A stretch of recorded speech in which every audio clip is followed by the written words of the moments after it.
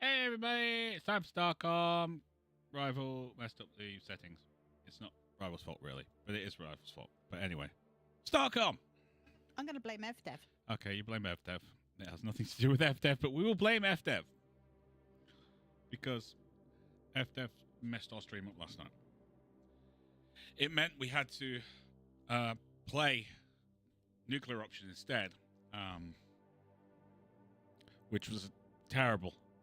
And we had no fun doing that at all. Yes, we did. Yes, we did. Anyway, in other news, I have it on good authority that in order to get my Class 3 engines and Class 3 plasma laser thingy multi-shooty things, I need to continue the story.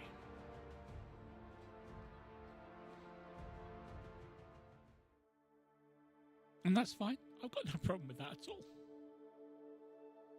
He's lying. I'm lying a bit. Right, so.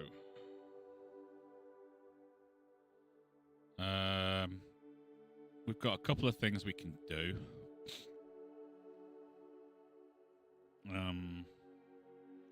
Got something here. We've got the Star Lance there. We've got a flinger up there. Should we go deal with the flinger? Yeah. Should we fling? Let's go yeeting. Let's go yeeting. Okay, so we're going to go flinging.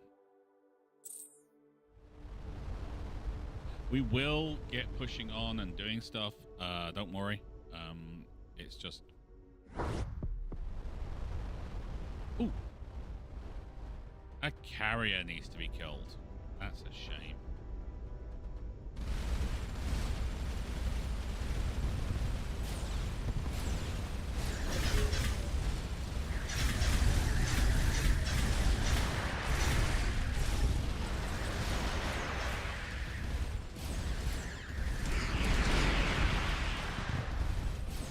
That carrier seems to be dying.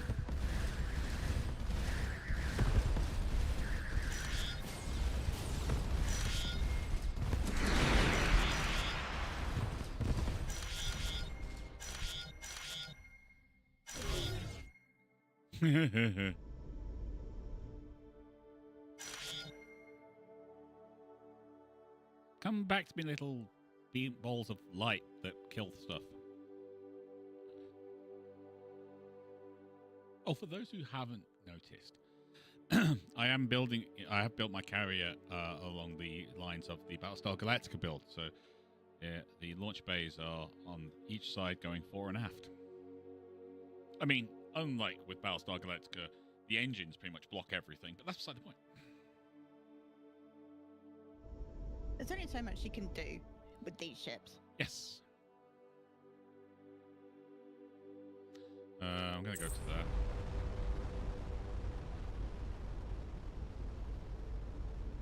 It's fine. It's fine. Everything's fine. Everything is awesome.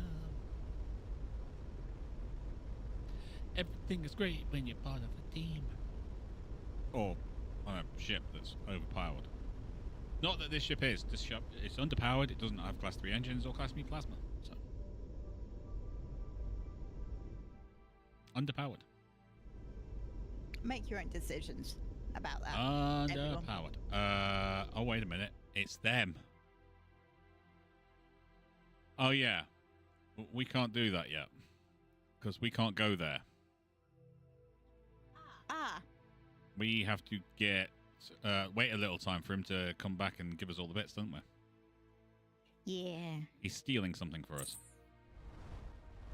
He is. He's been a bit of tea leaf. He's being a tea leaf.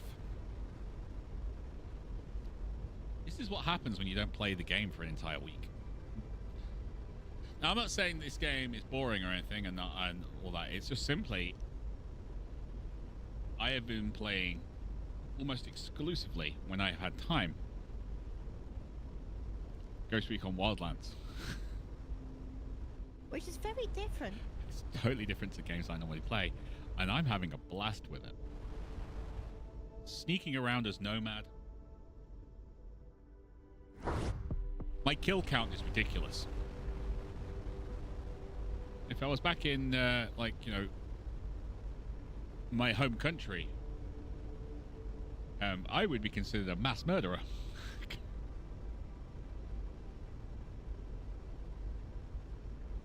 It's okay though, babe. It's sanctioned. It's sanctioned by government. That's right, ladies and gentlemen. The government has said it's okay you killed these people.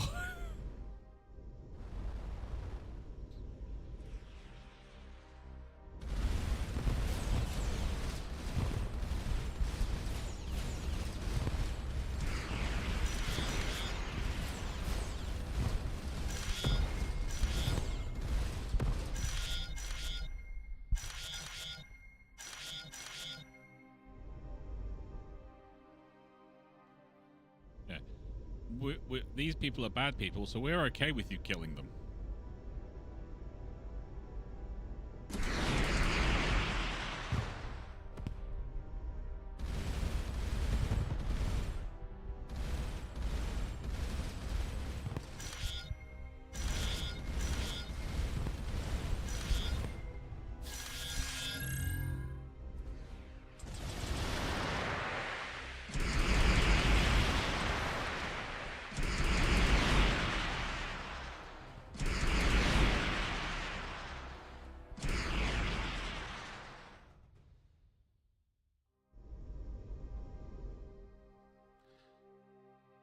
Okay, we have things to find here, obviously. We have not done this before. I thought we had scanned this system. Apparently not. And we've got a gate.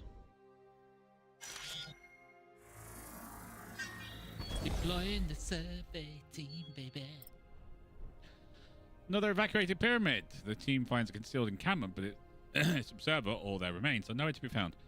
They were considerate enough to leave behind their power supply and some disassembled components. So we got some bits. That's good, because that's an extra XP for our crew. The deep thrum in the engine readings, the artifact comes to life. Cool. This is I did not want to do that, but cool.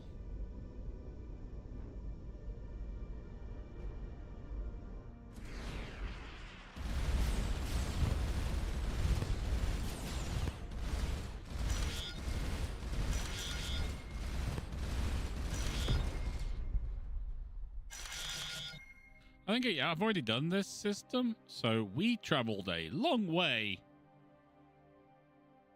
for no reason. Don't think about it too much. Don't think about it too much.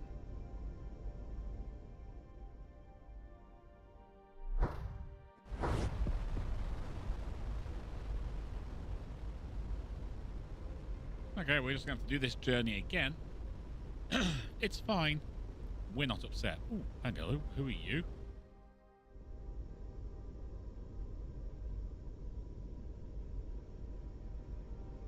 Whisker Mug! At least I think you're Whisker Mug. You seem like you're a smaller Whisker Mug.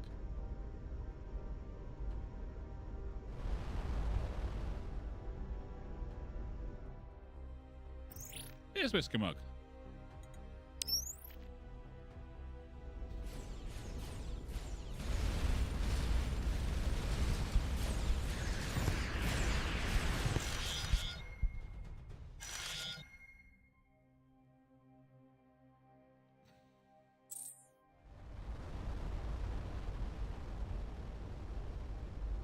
Okay, so we've got one of our support crew, one of our 125 support crew, are injured.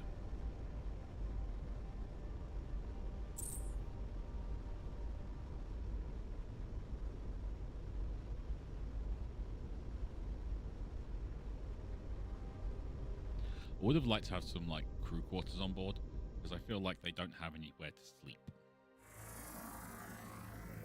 That's fair. And I feel bad. I feel bad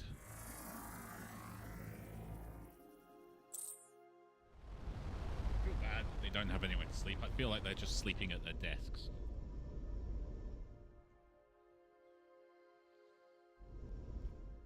And if we're being honest, it's not like we're letting them have any leave or anything. We're in a different galaxy. Yeah, that's not happening. It's another abandoned miner setting swamps and corrosive gas.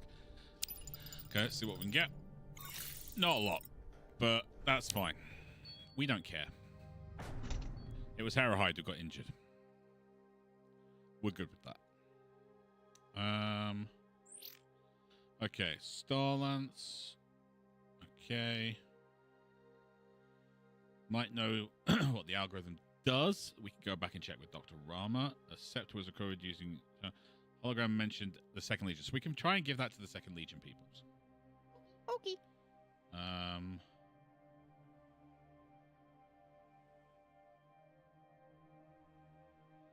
Revised request that we depart the region and return later with the second half of the 200. I thought we already did 200. But we can come back later.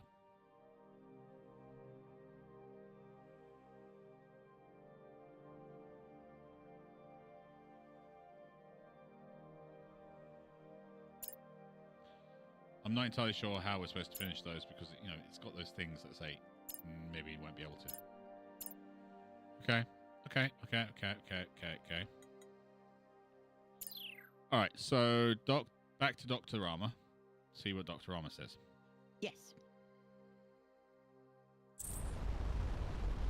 And then if that doesn't work out, go and have a look at the Starlands.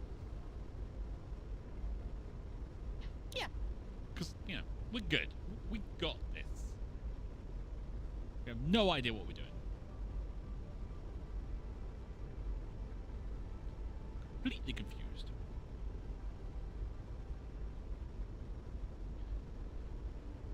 Ooh, stuff. You see stuff up there? I saw stuff up there.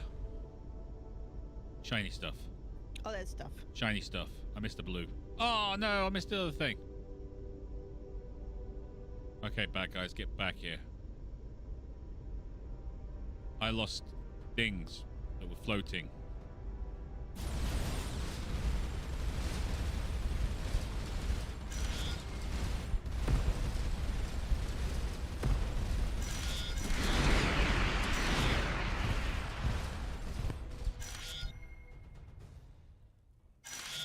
Yay. It's okay, the ship's on fire due to the sun. It's fine.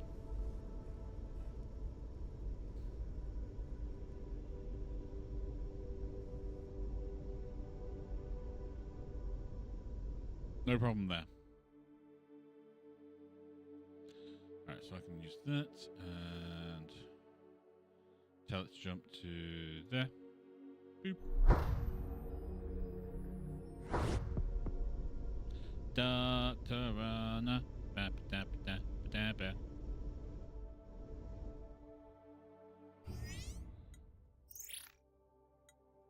Thank you. No, there's nothing you can do. Dr. Rana. Trying to maximize limited time. Found an algorithm running on an alien quantum computer. Clever. This quantum eraser algorithm, essentially a large-scale delayed choice experiment. It would reverse thermodynamic causality on a wave function branch divided by specific information to erase said information. I'll anticipate your request and for a simplified explanation. Thank you. Appreciate that. I can use it to reset the technology research you've done. The erasure may impact history of the algorithm itself, so I'd advise caution. So we can reset the research we've done and use the points we don't want to use for something else. Correct. Okay, so let's maybe some other time and have a look. So for now, okay. Let's go to our research thing. Okay, so we've got this lot. Engines, obviously. Stuff for plasma, absolutely. Reactors, I think we're good on that. These things, yes. The tractor beam, obviously. Sensors, yes. Fixed guns, I'd get rid of all the fixed gun stuff. The Havoc, I'd get rid of all the Havoc stuff. Not that we've spent a lot. Missiles, keep all the missiles. Fighter drones, keep all the fighter drones. Lasers, get rid of the lasers. Shields, keep the shields. So maybe, but it only save us about 100 or something, or 200. Because we basically stuck with what we wanted. we've tried other stuff, like the lasers. I only did the first level of lasers because I didn't like how it worked. Havoc, again, I've only done the first level of Havoc, and I don't know how much they were. So I don't think we need to do anything really. Okay, perfect. So we'll just leave that alone. Okay, let us go to the Starlets.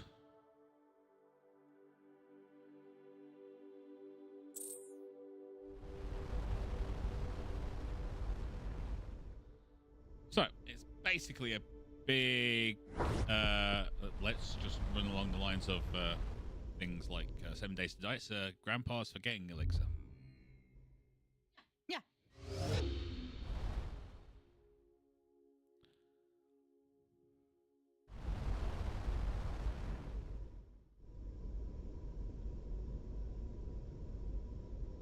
Hello, Star Lancy baby. How you doing today?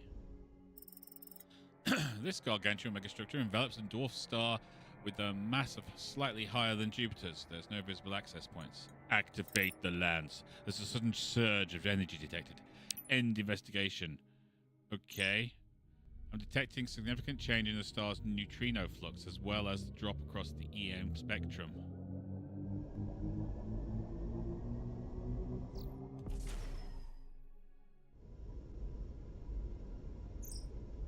I don't know what I just did, but sensors show a burst released 7.1 yotajoules. The stellar fusion has dropped by 70%.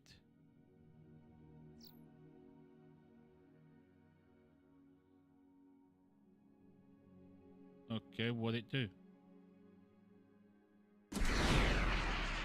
That was me firing missiles. Ignore that. I'm guessing we're going back to... The Starlance did something, but what?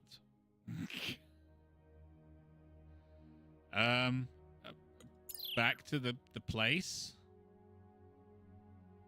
I assume so. Because I got no idea what to do. Back to the station, I suppose. I mean, we could try and scan the thing again, I suppose. That might... Oh, no, the star is all dull and... It wasn't my fault. They made me do it.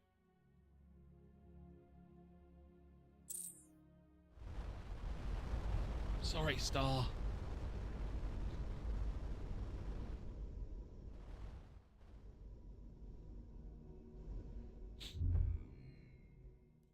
Wasn't my fault. It was totally my fault. It was your fault. Yeah. Although I was doing what I was told. You was. Yeah. I was just doing what I was told.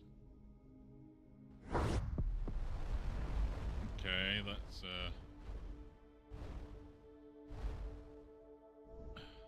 now you know why the planets around there's life.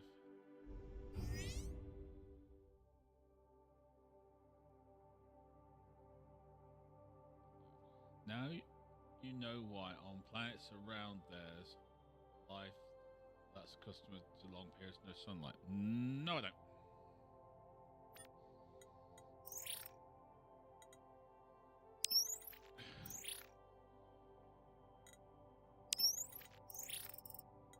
Okay, that's not helping, so let's go talk to Captain What's-Her-Face. Because I don't know what I'm supposed to be doing next.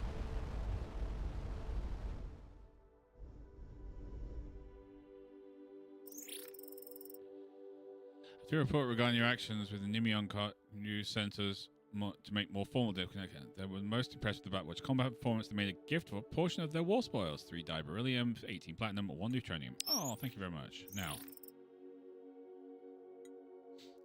the history of this space from our college findings. What do we know of this Sephrial? Not much. A powerful civilization as old as the Empire, perhaps not as powerful, but not as dependent on remnant artifacts. And visually focused race, they apparently deemed themselves capable of judging the capabilities of another species just by glancing at their vessels. An old Imperial proverb with 6 eyes is not enough to see through your own arrogance. It's probably a reference to them.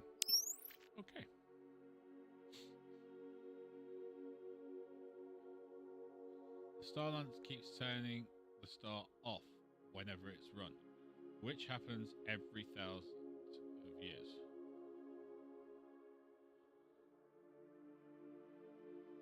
But what do I do now? I'm confused. Red, what do I do? I don't know.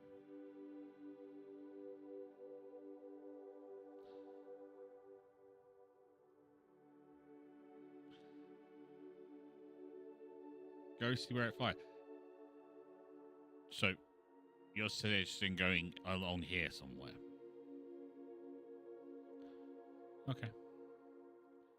More than saying go see where it fired. Okay.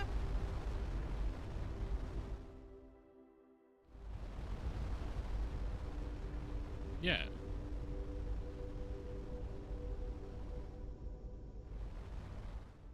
Like, points between those two.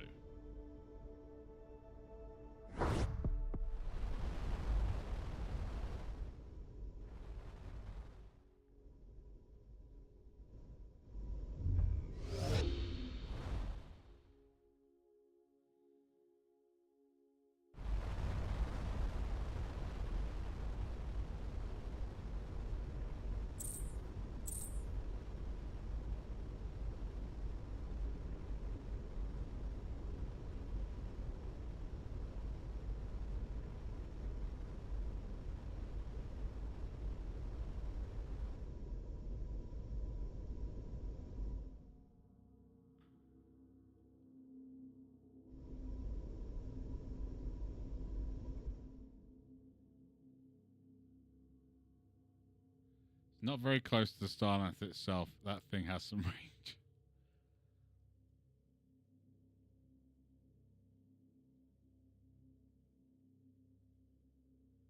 Okay, so if I go to here, I'm trying to draw a line, you know? Yeah. If I go to this system here, it might be a better idea. Oh, just keep going at full throttle. Okay.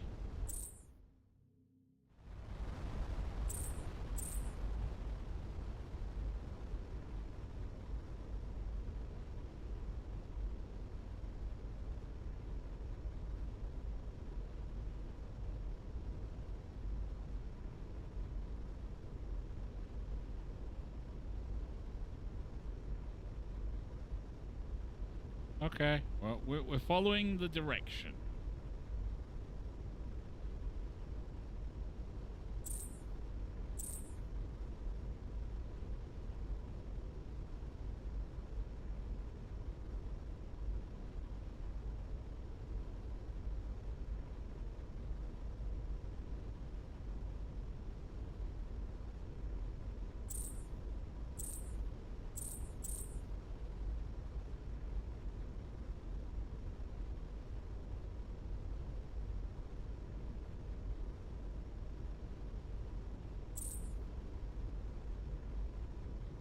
This is hilarious, this really is.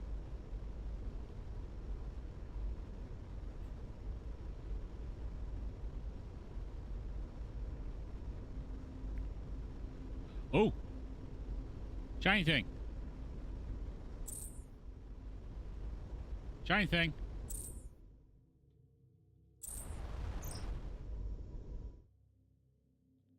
The polyhedral artifact is gone and there's a wormhole where it used to be. Are we going home? I don't know. Should we drive into the wormhole? I think we should. Yeah. We're being sucked in. I'm not actually driving. It's literally just sucking us in.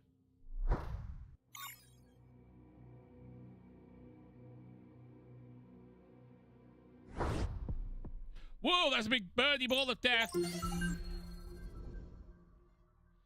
star is over 2.5 million solar masses. We've never seen anything close to its size in our own universe.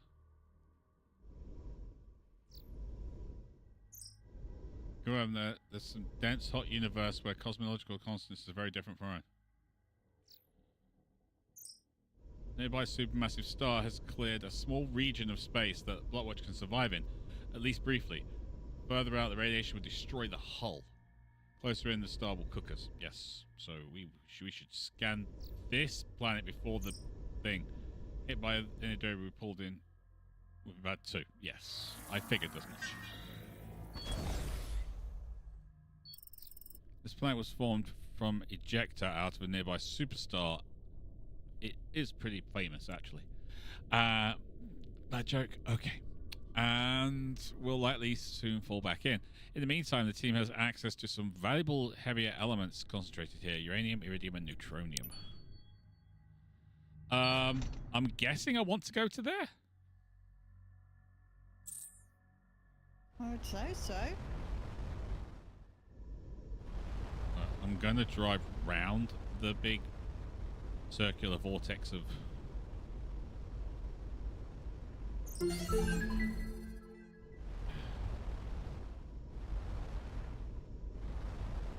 Now as in the incoming debris, I think this is what our own universe would have ended up like if the early conditions were slightly less smooth.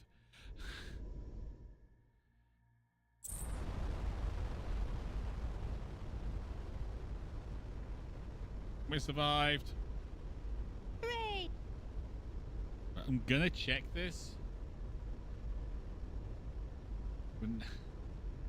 We shall now call it JC as per the musical.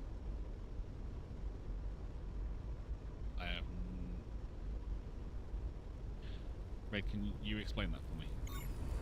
No. Oh! No, don't go there.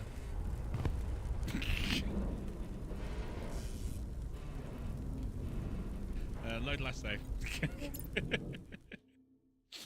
Okay, so don't go outside. It literally is like, that's it. We can't go anywhere out there. Okay, fine. There is another planet, though.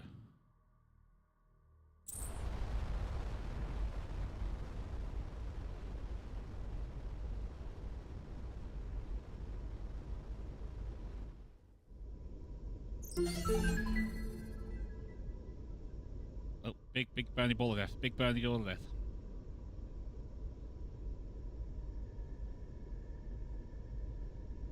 Alien ships.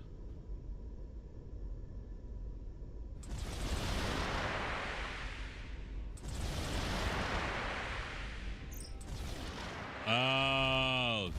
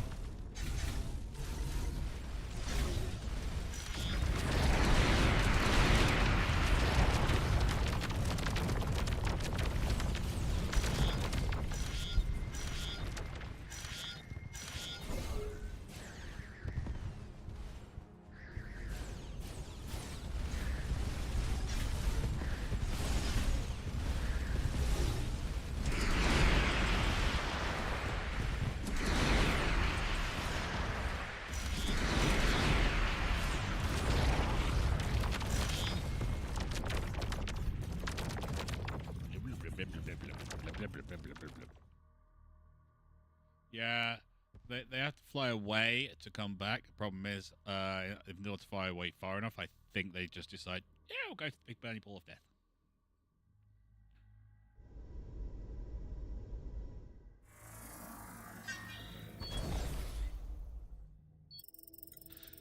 The anomaly is a strange sight. An undulating non-Euclidean geometry within the energy field. It's so striking it takes the team a few minutes to register a second smaller object sheltering beneath it. The lower object is in good condition thanks to neutronium shielding. They are moths, they see a big lamp. They do. Closer inspection of the probe shows it was placed recently to monitor the strange artifact or phenomenon above it. Since it looks to have been placed here by the devout, the team dismantled it for resources and probe's internal data storage. Neutronium acquired probe storage. Okay, anything else here? I don't see anything else, and we can't go any further out. We die if we do. So, I think...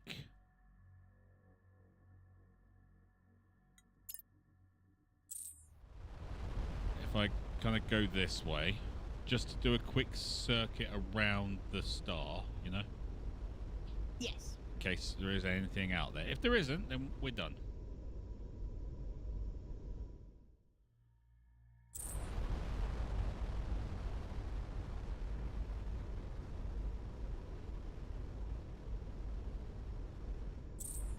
I just like to point out, this is basically us taking the runabout out during Deep Space Nine, just to see what was on the other side of the wormhole. Yeah, just having a quick nose round. Just thankfully, there's no...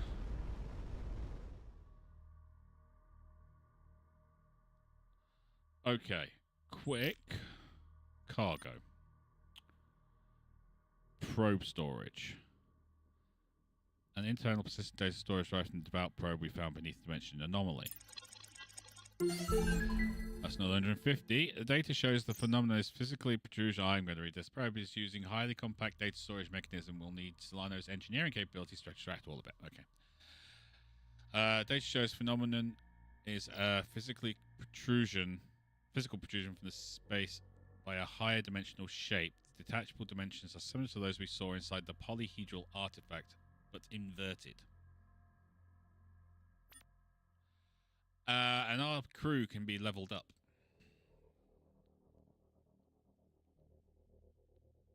Now, we wanted to do this for a thing, didn't we?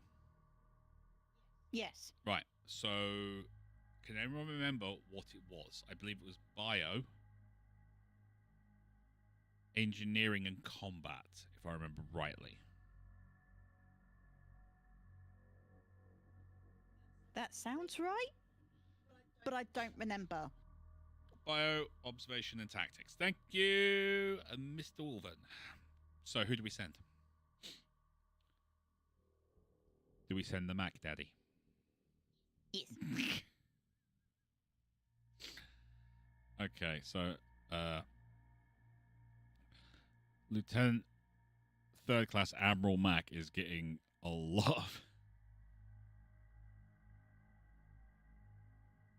Yeah, that's probably a better idea. Check who the volunteers are. Yes, we should probably do that, shouldn't we? All right. Other than that, then, we're good to go. We've done everything we can around here. There's 2 planets. There's nothing else. So it's time to go back through the wormhole.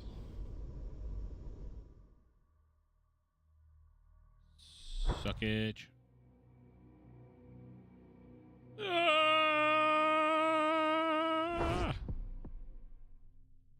It literally threw us out. There.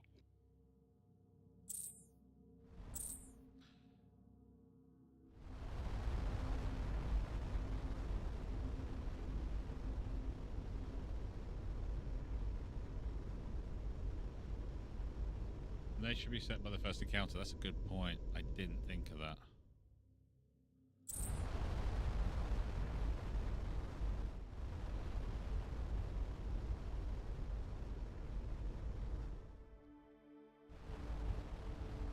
Yeah, they might want to know about that. Maybe.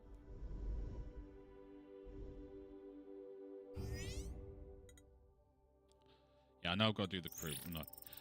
I've read Lieutenant Avery's summary of your investigation into the Star Lance and the wormhole it created. Of course, it's disappointing that it did not reopen our wormhole, but this confirms Lieutenant Hammer's theory that Star Lance now is how remnants stabilize wormholes despite Rama's skepticism. Your primary objective remains investigating the remnant artifacts associated with the wormhole manipulation. That does not help. I don't want to contradict the Commodore, but it may have overstated my case. Simply noted that there were structural similarities between the Star Lance and the Starcom stabilizers. Hammer, stop playing down your contribution.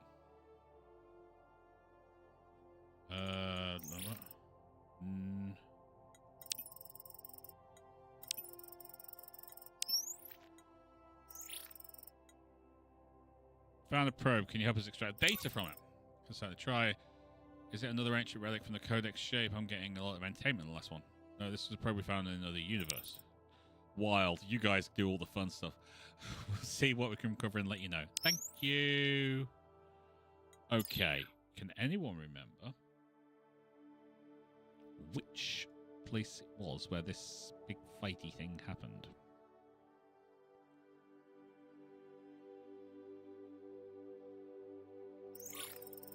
While you were investigating the stars to detect a long-range devout transmission, it was encrypted.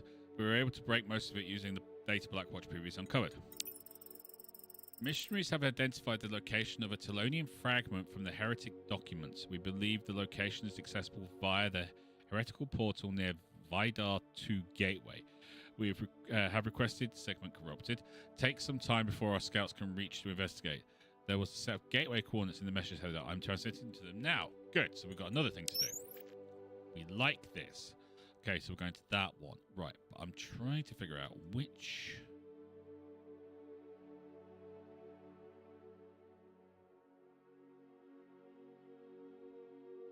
I'm going to go there. Trial by ordeal. That's it. And we'll find out who it is that can do this job, and we will give them all the points, which will make them very high ranking. It will. And we're okay with this. We are.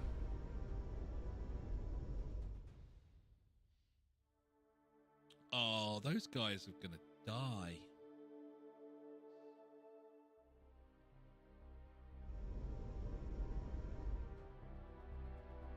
Hi. Eat missile free.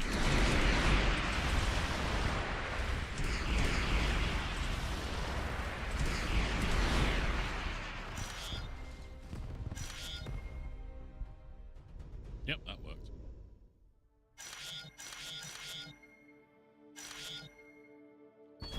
Deploy the lander, baby. Normally reading sensors. Inquires about the tower. Yes. Lieutenant Hammer, not sure which one. Lieutenant Hyde, not sure which one. Yeah, we are. So Mac, we can go with Mac. Yeah? Do it. We'll go with Mac, because we're not sure which hammer it is. Hera Hyde is bio. Mac. Mrs. Hammer is tactics. Yes, but we've got two hammers. I know, but the things that we're doing are bio, obs, tactics. Oh, and not engineering. Exactly. Ah, I apologize. Okay, yeah, we'll send Mrs. Hammer in then. So we need to put 3 points into bio and 3 points into observation. Yeah? Yeah. Okay. Okay, so 3 into bio, 3 into observation. You're assigning 6 points to a single crew member. Are you sure? Yes. And all that does is set her up to Lieutenant second class. You stick 6 points into her. Yeah, I'm just going up a little bit.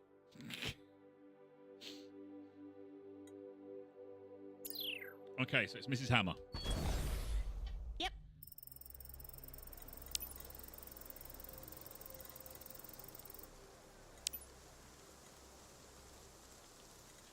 She gets 110% bonus. Teammates suspecting the vitals discredit. Lieutenant Mughal sits at the lander's controls ready to launch a rescue, but the signal never comes in. At dawn, Lieutenant Hammer sprints out of the trees, chased by an angry balls of fur and teeth. Soon they are over the wall, making the victory sprint to the tower. The team cheers them on while politely averting their gaze. Mrs. Hammer is naked at the moment. There's some delay in Lieutenant Hammer's return. Apparently, the council did not actually have the contingency for this scenario. Eventually, it is agreed that Lieutenant Hammer will be allowed to examine the tower to their heart's content in lieu of the council seat and neutronium plaques. Fortunately, the coloured light encodes a complex fluid equation that opens a deeper understanding of the physics and gateways. What was doing us back walking town is unknown. Okay. Lieutenant Hammer was allowed to redress and retrieve their effects before entering the tower, allowing them to make detailed scans of the original source of the anomaly signal. Strange blue gold object radiates beautiful coloured light.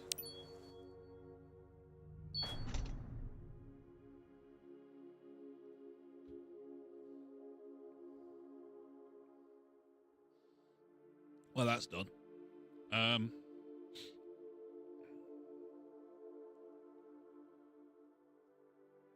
I suppose we go for the devout message then, don't we? Yeah. these missions, I will say, are so Star Trek. That's the Pirate Lagoon.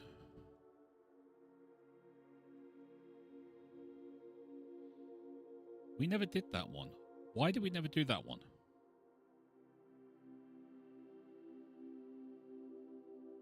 Oh, that's the one with the station above it, isn't it?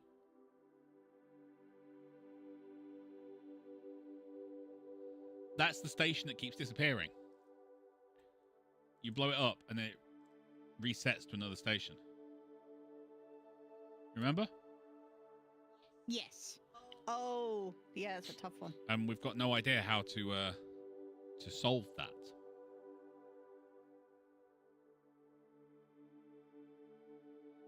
We should probably have a think about that one, to be honest with you. You know? I do.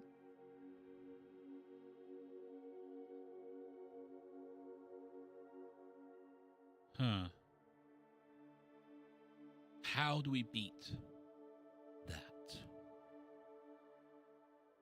How? Because it attacks. Yes. But we can't attack back. No. Because if we attack back, it just destroys the station. And we don't want that to happen.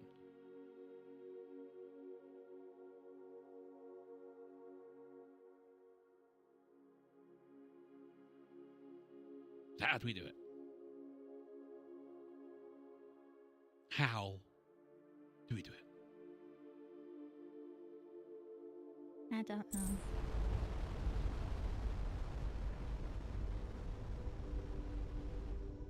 Alright, before we do that though, ship systems, plasmas onto manual fire.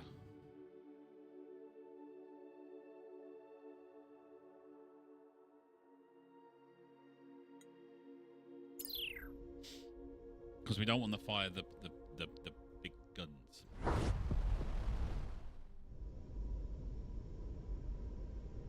Automated defender, so we don't want to fire.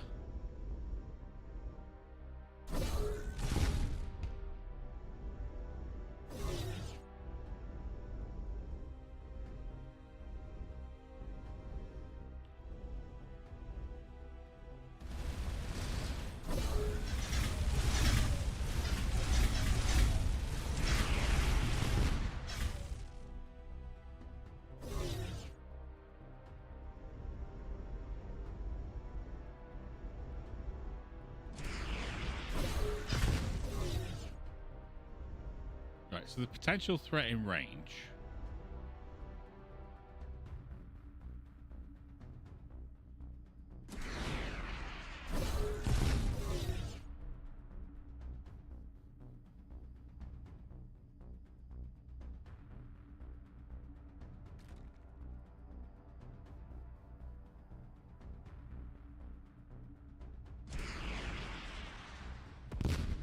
Ow. That did not hurt us. Ah. That missile did not hurt us at all.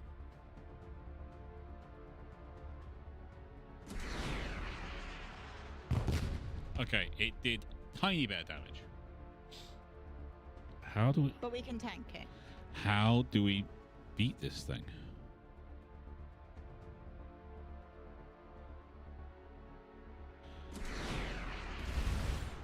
Oh, damn it. I was hoping to shoot that.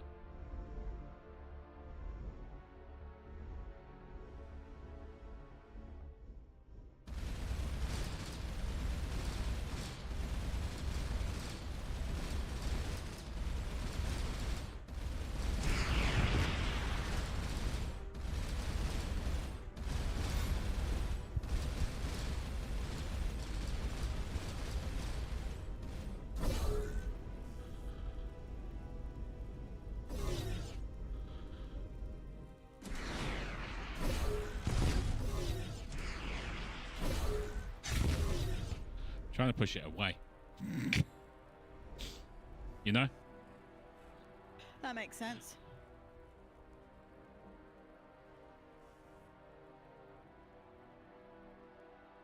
Push it further away.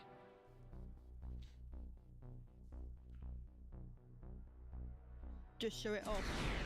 Basically, yeah.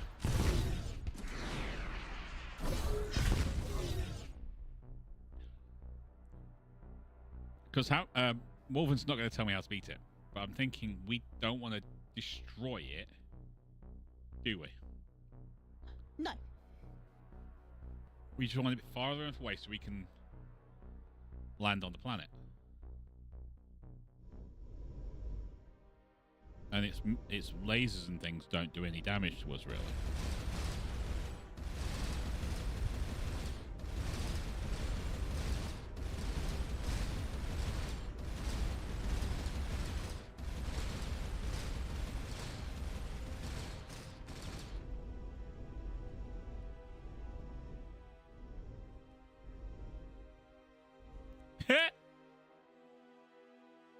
I did it! You're so smart. The lander approach planet is blocked again by high altitude flak barrage from the automated ground systems. Have them return to the ship. Okay.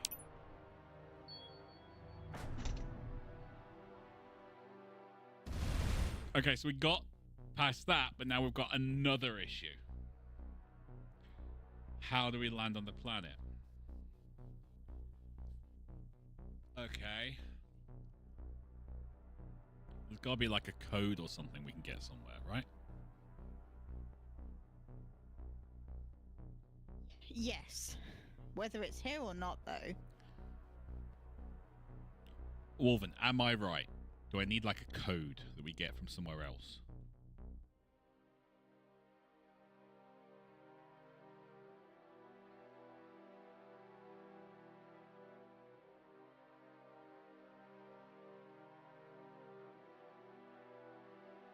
Notice Wolven's being very quiet now.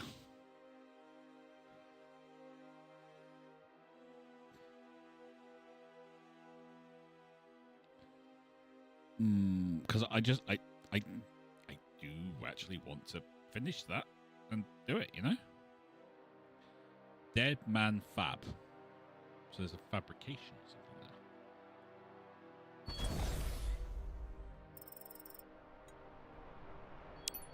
There's got to be another way, but I don't know what it is.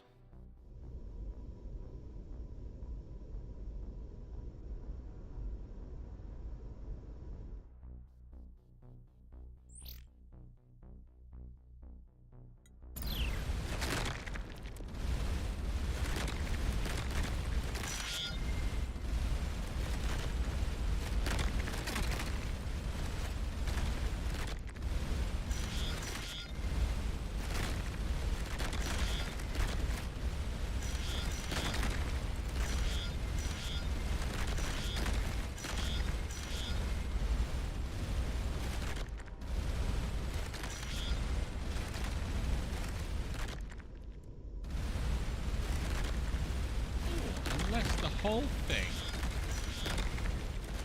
Oh, Whisker Mug, don't do this, buddy. I just gotta stay away from them. Stay away.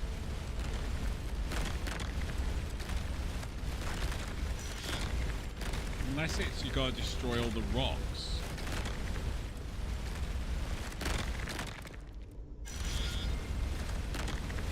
Maybe? I mean, it's worth a go.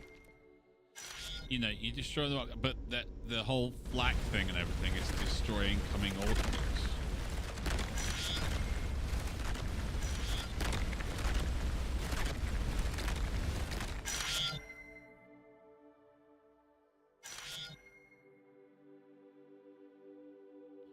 That's clear, because we've got no rocks appearing and disappearing.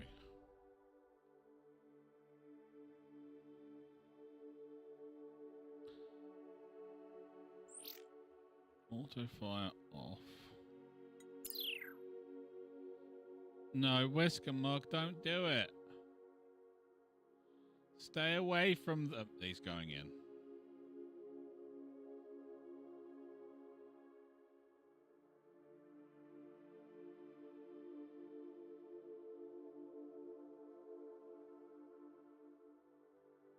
He can't be stopped.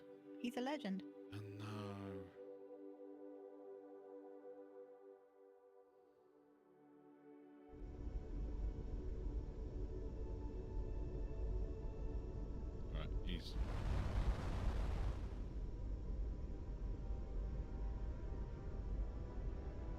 Okay, I've blown up all the rocks. Maybe that's what it is.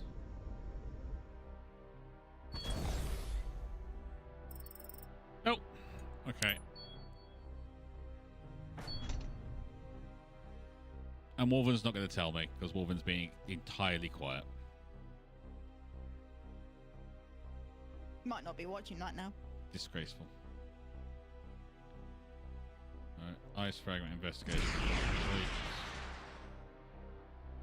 Oops. My bad.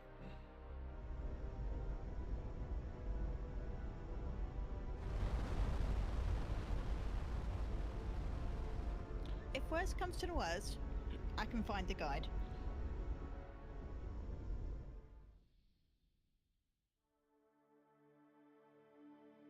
I think we might need to read the automated defender. Yeah. Because otherwise we're just going to be sat there. In the meantime, I will go and deal with the lynching thing.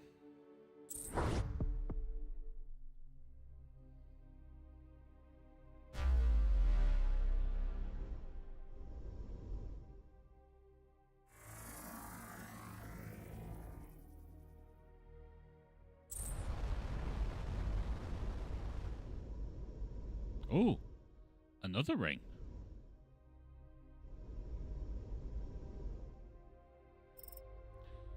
Another heretic portal, unlike those previous accounts. This one shows signs of recent maintenance. There's the thrum. We will deal with that in a second. I've got this planet to look into first.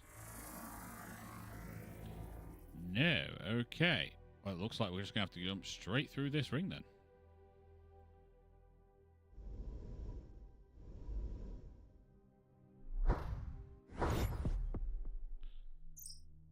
Uh-oh. Where are we? Oh, we are way off. Greetings, false prophet. The fragment you seek was removed long ago. Our missive was false. We have redirected your blasphemous hell portal here. Your time is at an end. I will offer you a final opportunity to clear your conscience before taking the blessing yourself. Reveal your true form and reveal where the rest of your heretic fleet has fled. What the fleck are you talking about? Denials are no use. We have seen you scour the old academies and abandon haunts for lost relics left behind. You possess the secret key to blasphemous portals, our vessel near the whirlpool from which you emerged. Deception is your nature, but it cannot save you. Your vessels are powerful, but ours grow stronger by the day, thanks to the revelations of our belief. Soon all of your kind will join our quest for truth. If you choose to perish in this guise, it matters little to me. Okay, so you're all basically saying you want me to kill you. Not a problem.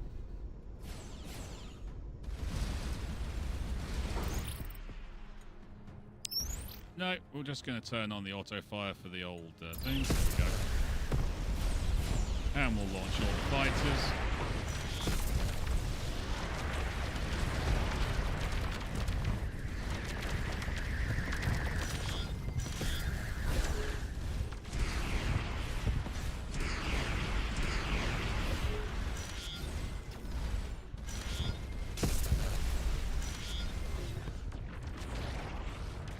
Take out the temple.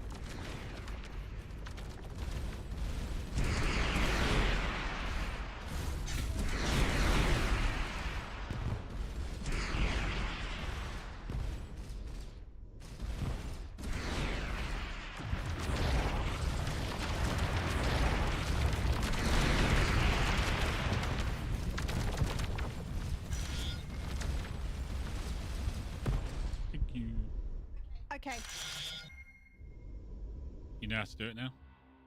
You have to destroy the weapons, not the ship, the defender itself. Then you can board, and then you should be allowed down to the planet. Oh, that's interesting.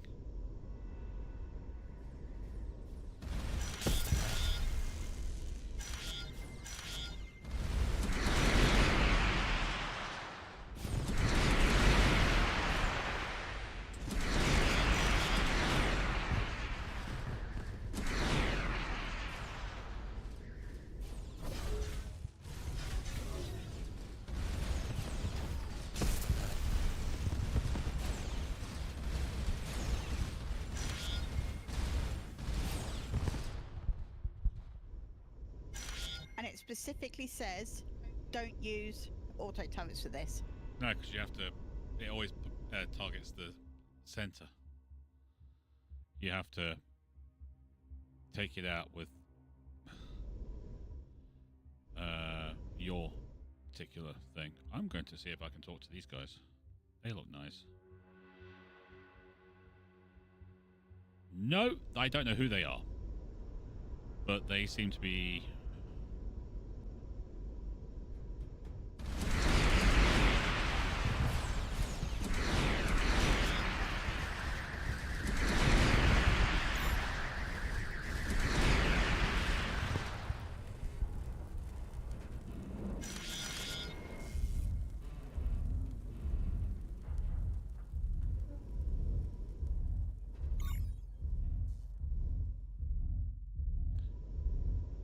Can you guys talk to me now? One of our voice scouts intercepted a devout message that they found unusual. By the time they communicated with your vessels who had already departed, decided to follow, just in case you need assistance. We had them on the run, but appreciate your concern. I don't know. Did we have them on the run?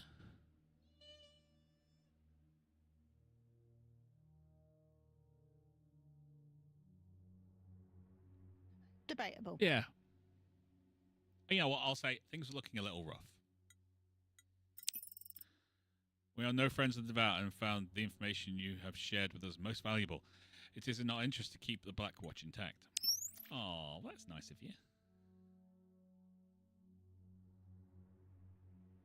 I want to scan the planet. Scan it! Nothing there. Well, that sucks. We do have a flinger. Time to yeet. But we've got other planets to scan first.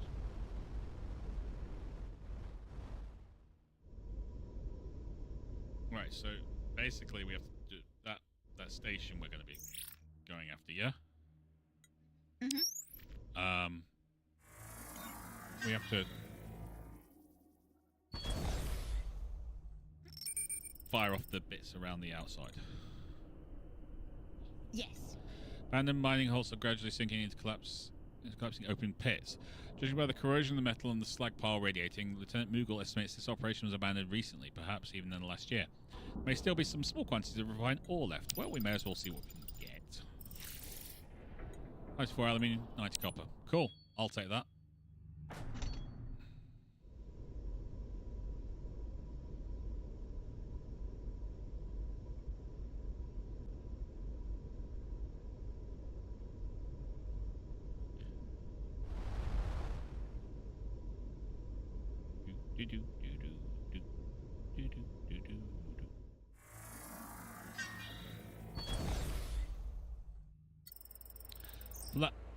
There's a reason no one tries to sneak into a prison. The only thing of value are the prisoners. Just because the devout have them locked up doesn't mean they weren't also bad guys. That's very true. Flat landscape provides little cover, so the team is forced to reconnoiter from nearby peak. The telltale architecture of a prison transcends cultural boundaries. Judging from the distinctive markings on the guards, this is a devout prison. Learning anything else will require a close approach that might alert sentries. You know what? Yeah, let's try and break them out. Apparently, Val didn't think anyone would try and break into the prison. They may have assumed the lander was a new batch of convicts. In any case, by the time they react, the lander is in the stun weapon range. Lieutenant Wolven interviews the prisoners and determines that most are indoctrination criminals who have actually tried to resist Devout's conversion. A few are relatives held to ensure cooperation of high-value individuals. There are also a handful of apostates who were once faithful, but for some reason lost conviction. The Devout share commonalities with many religions, but apart from their obsession with the remnants, they have little hard dogma, which is odd. They seem to favour proselytizing above any particular belief. Okay. It's from this last group that the team learns the most. The devout methods of indoctrination seem to work by focusing on certain power groups with bespoke conversational routines. Once these groups are converted, the overall culture is shifted to one of learned helplessness. The Prisoners thanked them profusely and used devout skiffs to free the planet. Yeah, we did good. We did good, Red. We did do good. Mines.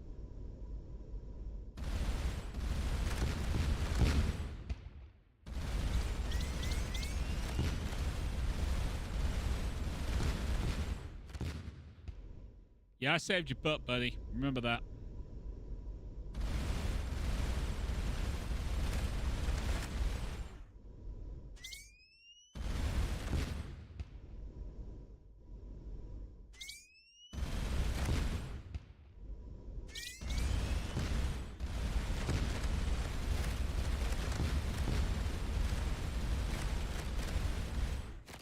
Yeah.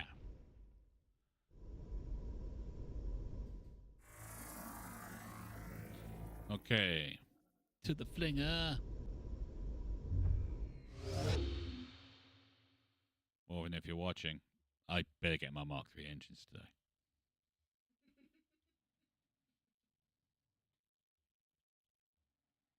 Just a reminder, it's not Warven's fault. Just a reminder, Wolven said, continue the story, you'll get them. He never said when. Series of the space craters dot the region of this planet's equator. Their depth exposes some otherwise inaccessible mineral deposits.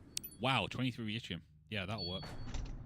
I'm okay with that. We'll get 23 yttrium. I'm not saying it's Wolven's fault. I'm just saying he said continue the story and you get your my engines. I'm not saying. I'm just saying.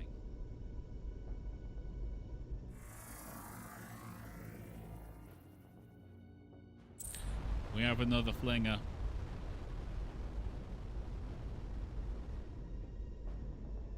Probably should use it. Well, first I think I'm going to destroy these ships.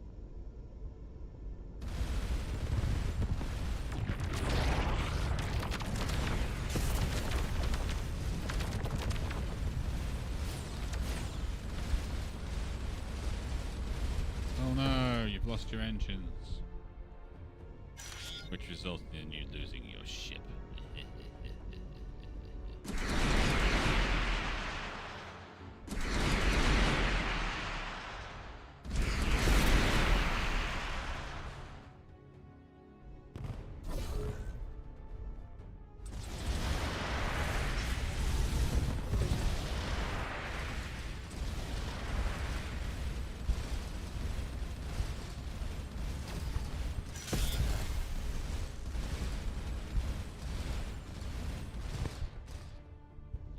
Hey, Red.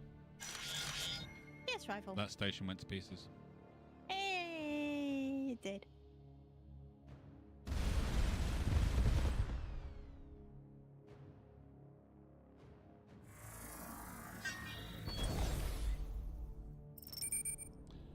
Another recently abandoned mining operation.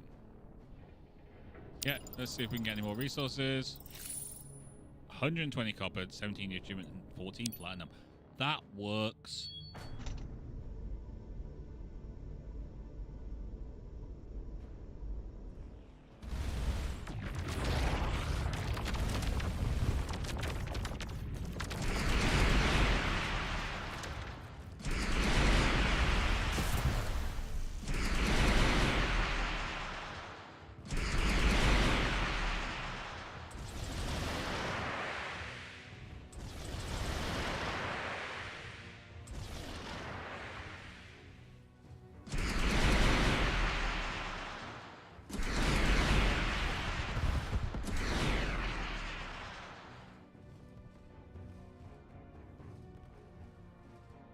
I feel like the Enterprise and the Hornet and things like that. Just sitting over there doing nothing. All my fighters actually do the work. Effectively out of range, as long as no one else brings anything else that's as dangerous as me.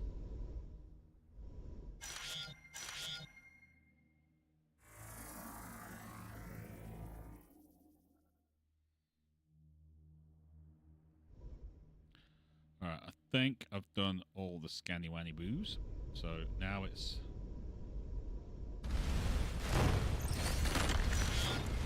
Starship is unusually dense and detecting some quantities of technological fragments scattered within.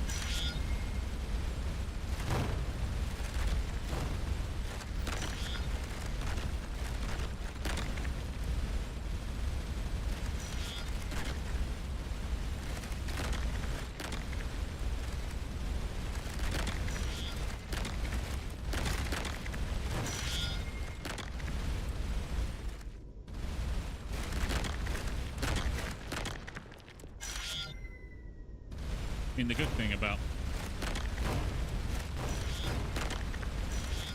my fighters, bombers, whatever you want to call them, is they're unmanned, so, you know, I don't really care if they get destroyed. Nah, they're just drones. They're just drones. Okay, we've got more down here.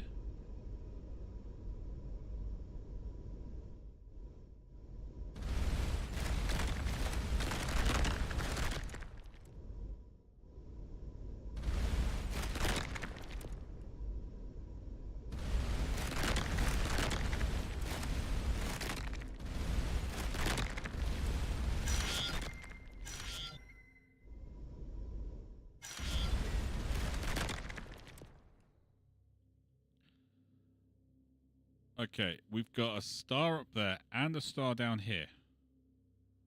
So we're going to this one first. Boogie. Oh my god, even more debris.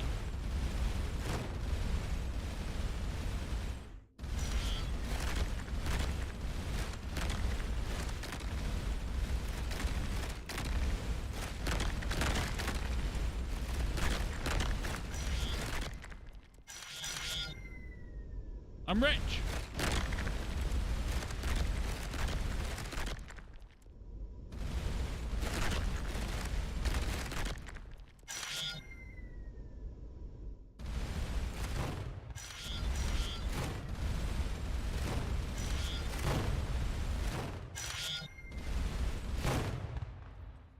It's just like a massive freaking debris cloud, just a line of them.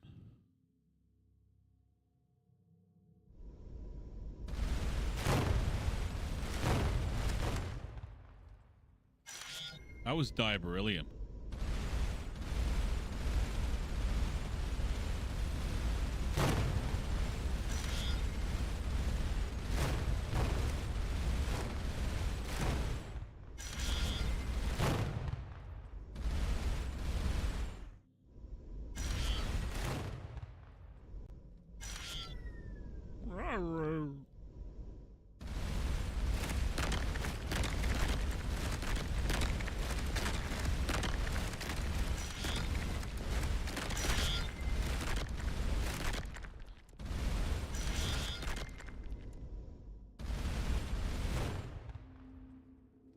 Another beryllium.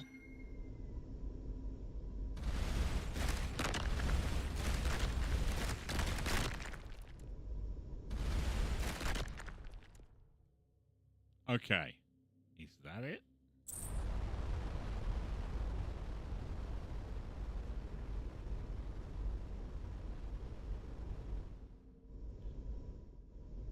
I'm just going to check that, because that was an orange cloud there. Yeah, I figured as much.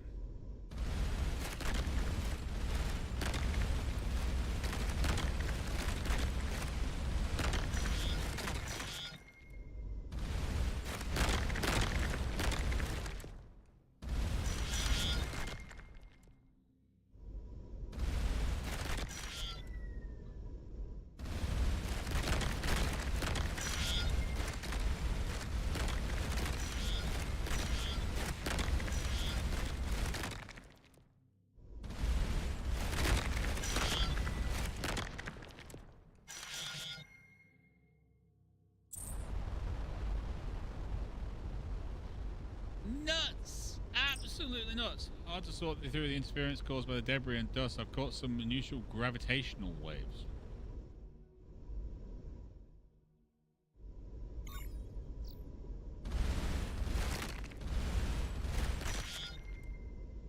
What are you?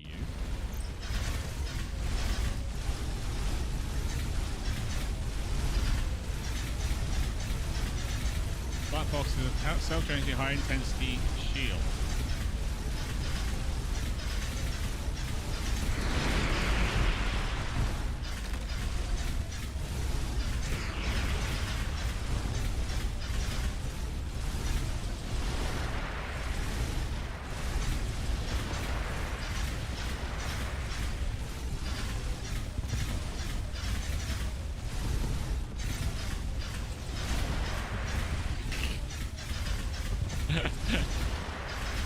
There's probably nothing interesting in those impenetrably shielded remnant artifacts anyway.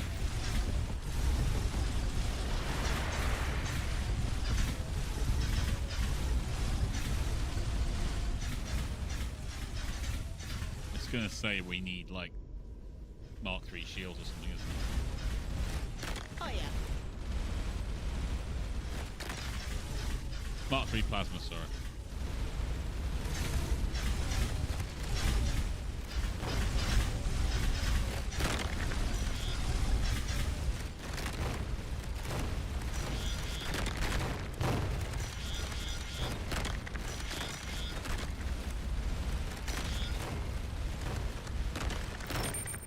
Massive cylindrical fragment was once part of a longer superstructure. The nature of the remnant technology is difficult to comprehend, but this one at least seems to have been designed to facilitate interaction with less advanced beings. Oh, cool. The innovative remnant design, catastrophic damage, and centuries of exposure to open space and radiation have erased a great deal of information. Nonetheless, some things are clear. This was a massive habitat structure, possibly capable of carrying an entire civilization for extended periods of time, possibly centuries. The structure was destroyed by an interior explosion of unimaginable scale. This explains the nearby asteroids. They previously formed the Earth of the structure, expelled by whatever destroyed the vessel. Like other remnant artifacts, the main structure is impervious to salvage. But there are several high-value fragments that scavengers have missed. Adamantine and neutronium.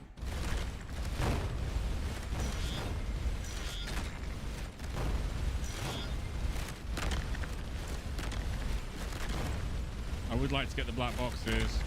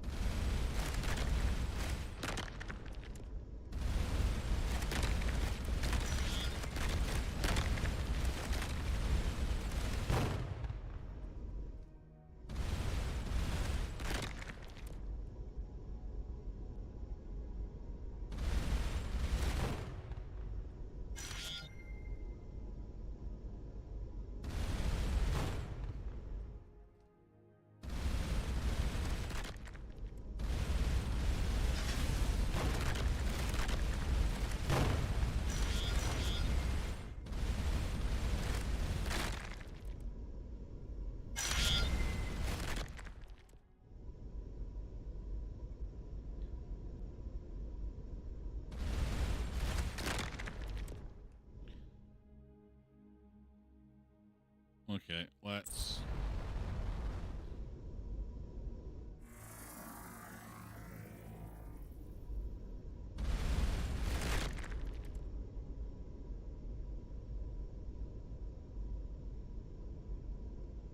Cares wreck. Unusual radiation nearby. I don't know what these are, but I'm getting extremely unstable energy readings and hot warp radiation. I think we should give these things a very wide berth.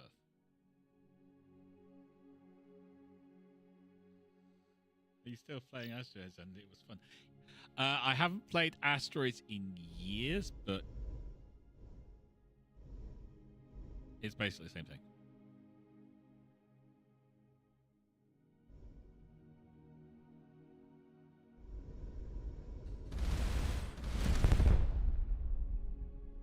Well, they go boom.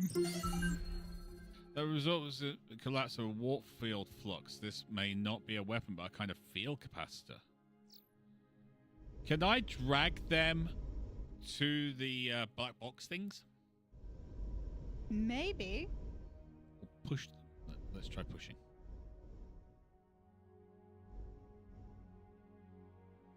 No, I don't think I can. Do you not have a tractor beam? I do, but it automatically activates. Oh, okay. This devout wreck has been torn apart by internal explosions, despite neutronium-reinforced interior bulkheads. Comparing the cosmic radiation levels in the interior use versus exterior surface, this wreck occurred within the last few days. Fragments of the personal log recovered from the command berth. Transportation of Vortex cores 2 has gone slower than planned. Volunteers are enthusiastic but not limitless. Once a core has become unstable, there appears to be an absolute limit within sight of redacted cobweb. This is remnant mandate. I'm using Care's Inquisitor to be the first to deliver. They were trying to deliver those things.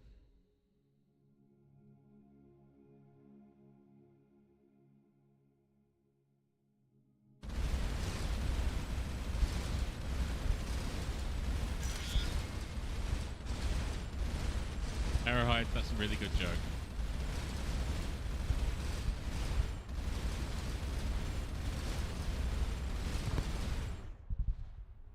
That is a very good joke.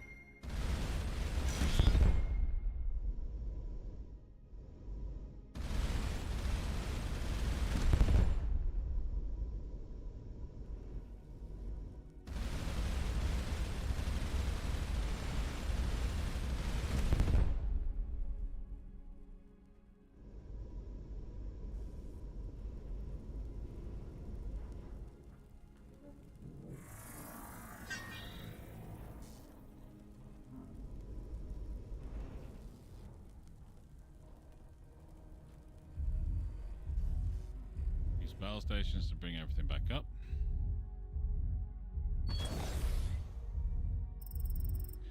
Recent excavation has uncovered a large and until recently sealed portal to a deep shaft. Whatever at the bottom has been removed. But scans of the surrounding rock and the floor of the pit reveal strange deformations extending out thousands of meters through the bedrock. The changes in the rock are not like any natural process. It's like their physical geometry has been permanently warped.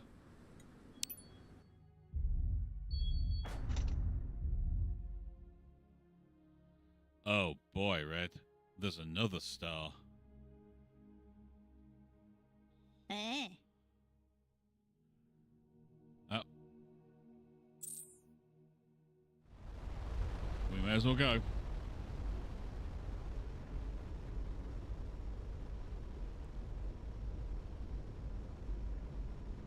Oh, there's another one of those things. Another one.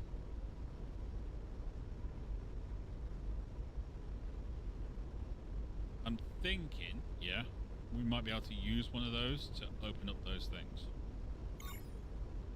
But I'm also thinking it's an awful long way. What's going on with these void drag readings? We're slowing down. Oh, there's an entire system.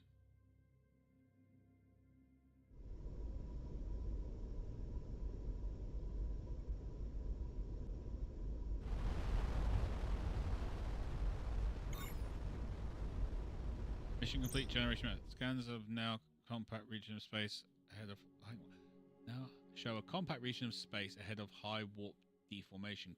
Advise caution on approach. Okay. It's a black hole.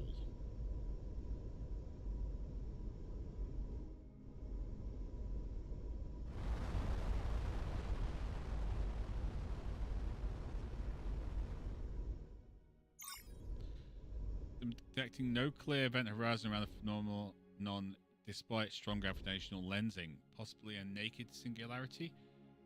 We'd need closer measurements.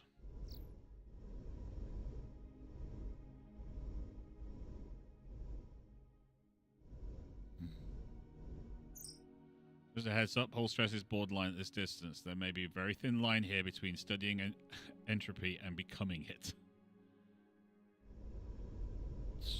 So, do we avoid it?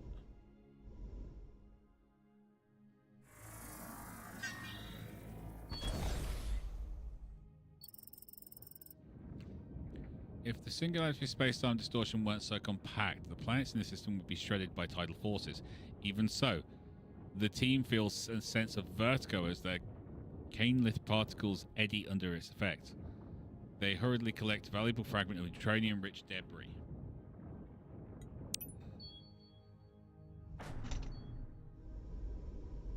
How close do I get?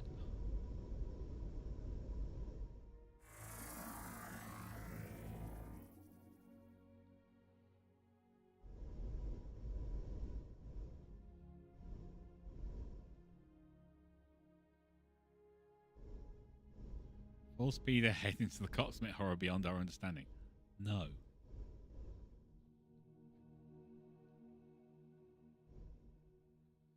I'm right on the edge, but it's sucking me in.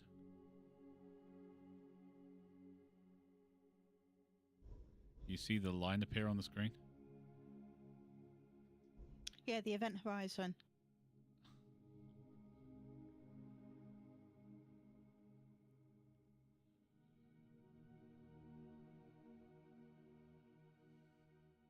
Apparently, I haven't scanned everything in this system.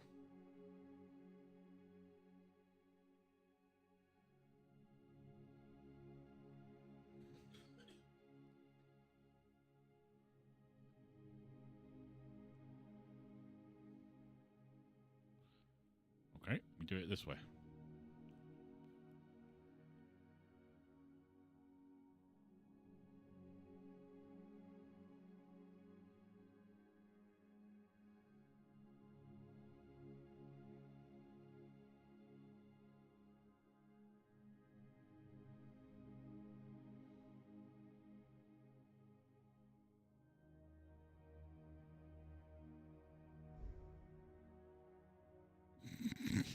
I really feel like I'm playing chicken with a black hole here.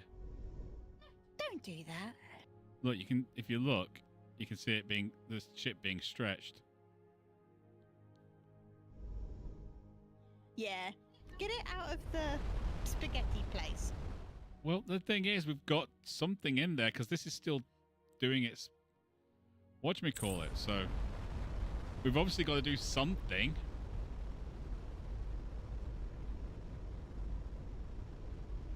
I'm just wondering whether our something is we just go frack it and drive straight in.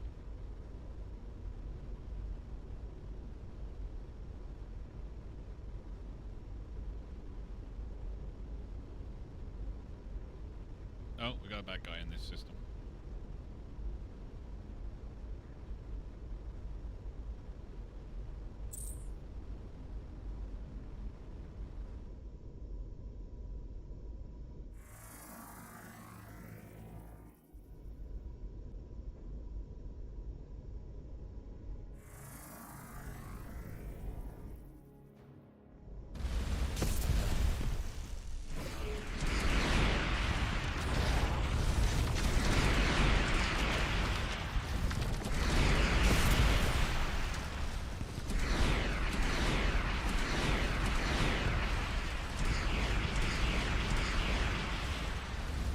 Someone's lost all his engines.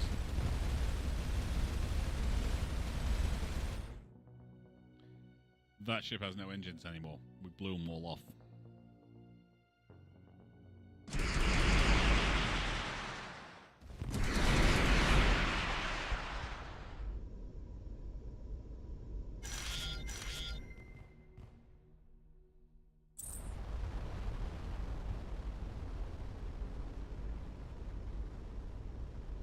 We have a gateway.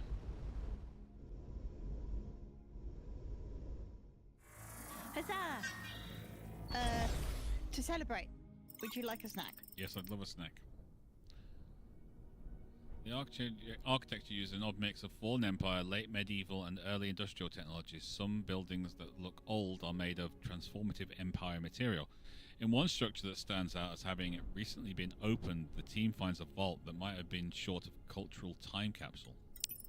Several artifacts have been removed, but one object left behind is a partial text document.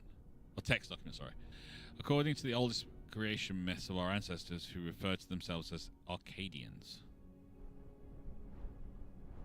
The gods chose to sacrifice in exchange for passage across the great sea to the promised, perished in the great ice when the sun was darkened, leaving their wealth behind, lifted into the spire, but their children look back, freeing the waves that wrecked the ship.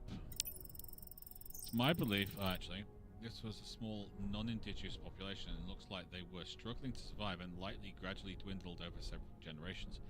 It's my belief that the scientific truths hidden in these superstitions, perhaps the truths necessary to save our civilization, many have observed descriptions of the portal match the nearby space-time singularity, despite being hidden behind our celestial neighbor. It is discovered compelling proof regarding the nature of the spire, which I have laid out in the supplied memory glass. There is no sign of anything might be a memory glass.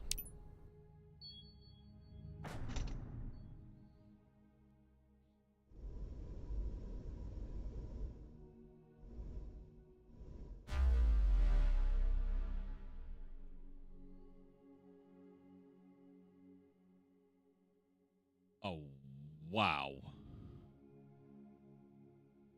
We are so far. Okay.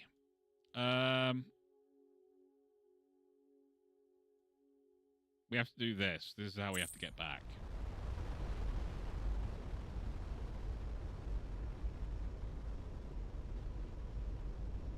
I haven't done that, but this is the only way back, is to literally just fly all the way there. Past the black hole.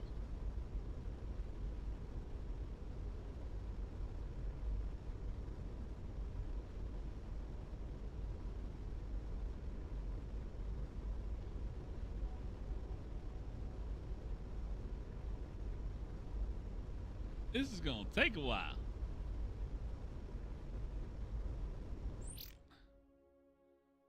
Do we have anything to think? No.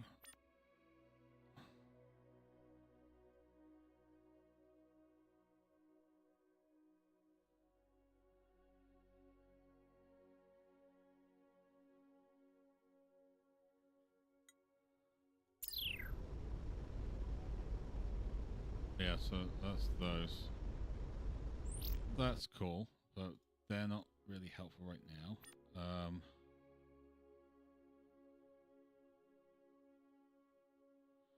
Undevoted data for is high priority. Objective actually referred to as redacted in the encrypted logs. Okay.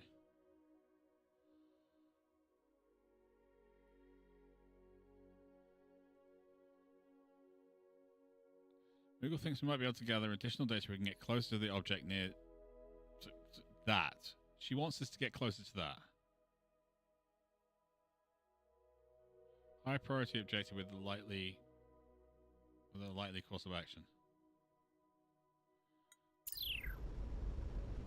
So what we're saying is, Moogle. Yes, you Moogle.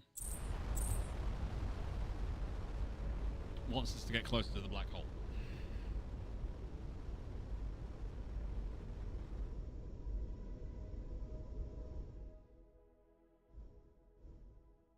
Alright, I'm going to go in backwards then.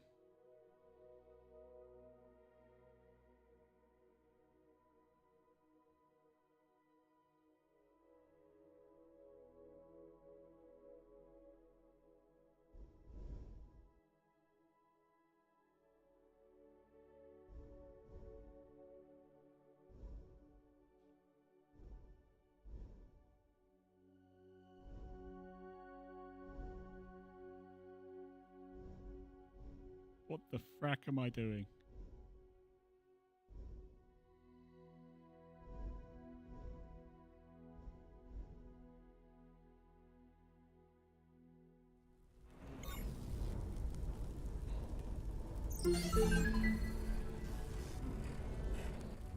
Okay, so I actually managed to do it. Not a true naked singularity, but an immodest one. There's eventually perpetually concealed by time-like curvature that continuously shifts outside of our light cone. Are you just being Moogle, or are these real words? I say that to her all the time.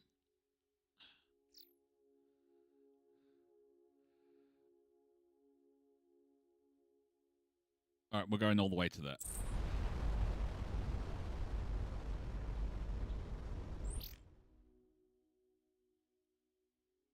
So we've done the singularity. No, it's still in progress. What?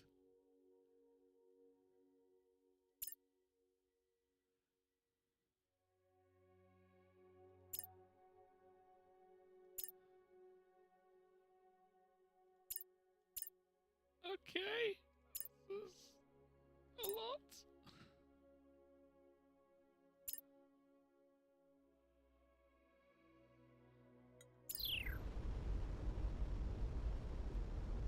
Okay, so we didn't want to full speed at Harrowhide, but we did manage to get some additional information stuff. I need time and recalculating measurements for Vem Tosmut scale. Okay. Moogle's being all scientific. She does that sometimes.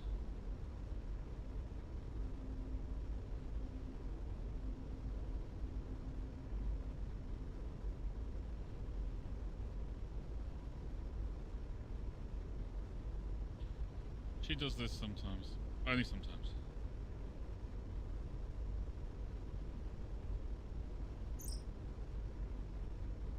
After preliminary analysis of this technology, I think it's unlikely to be natural. Dr. Rama might have some more insights. Okay. So it's not a natural thing, it's a completely unnatural thing.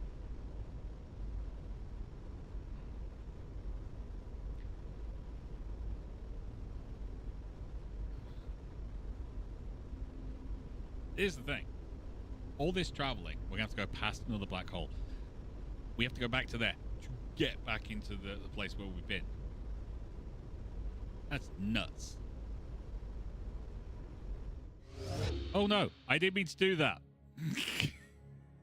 I'm going to a different star system. I didn't mean to do that. Oh well.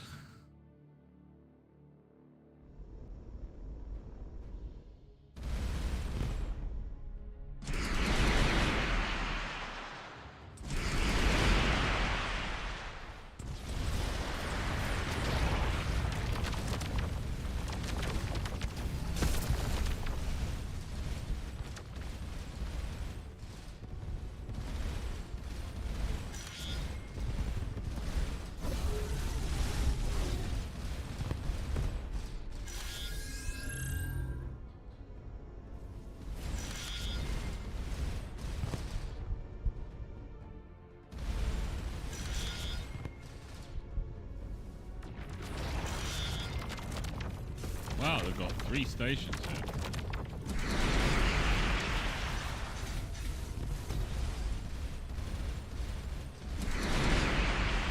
Another ring!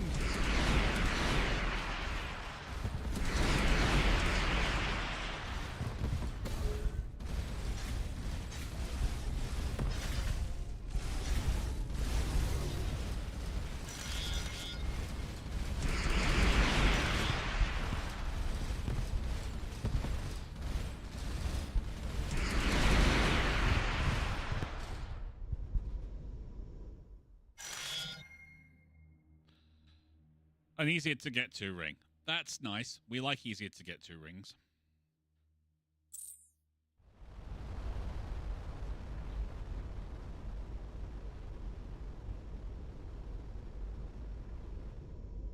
They're much nicer.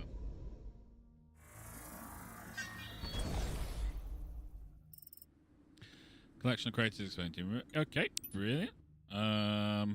I'm going to go to here and do these first. We'll get these done when we're kind of pulling out.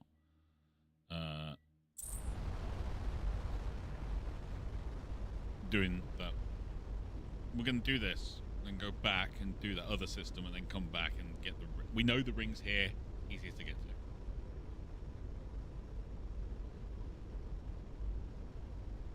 Anything else in the system? We have a debris cloud and an enemy ship.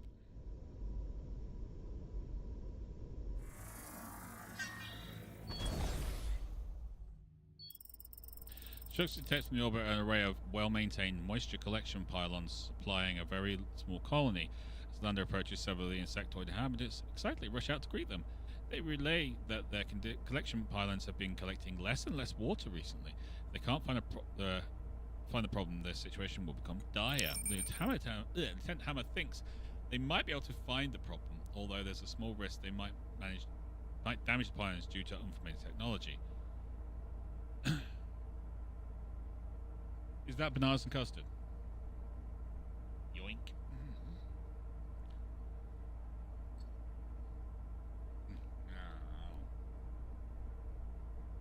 atmosphere has a lot of charged dust that would gradually strip away the pylon's catalyst. Yeah.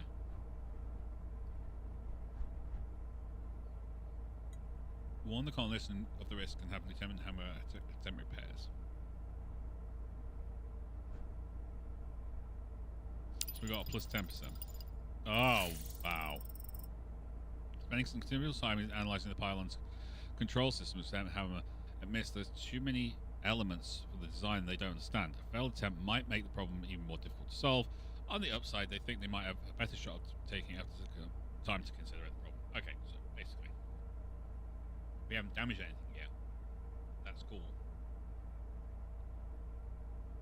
We can come back.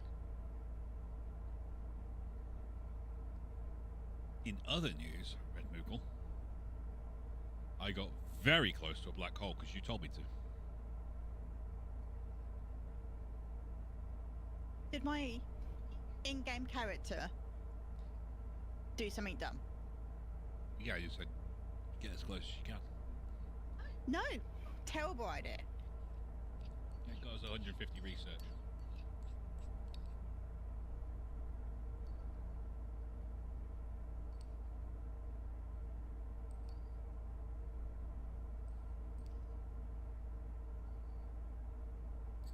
And you decided that the black hole was not natural.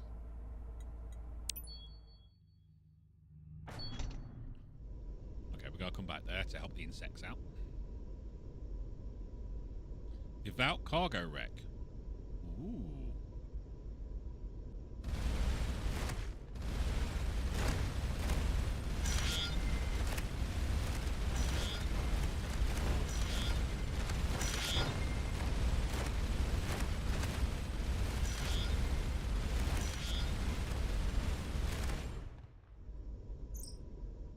Radiation case shows that this is fairly recent debris filled days, if not or weeks, not years.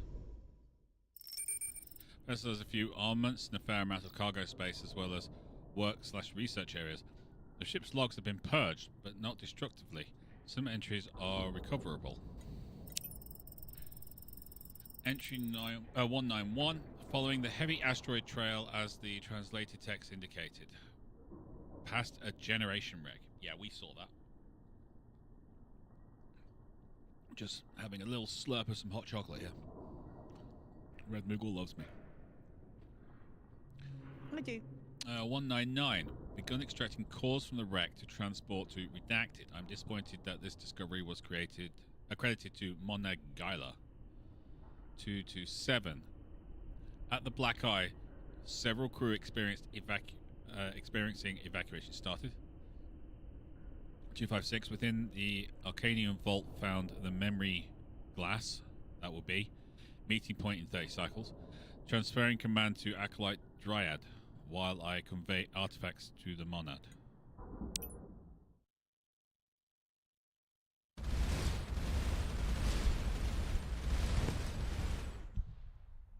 Well, we want that memory glass.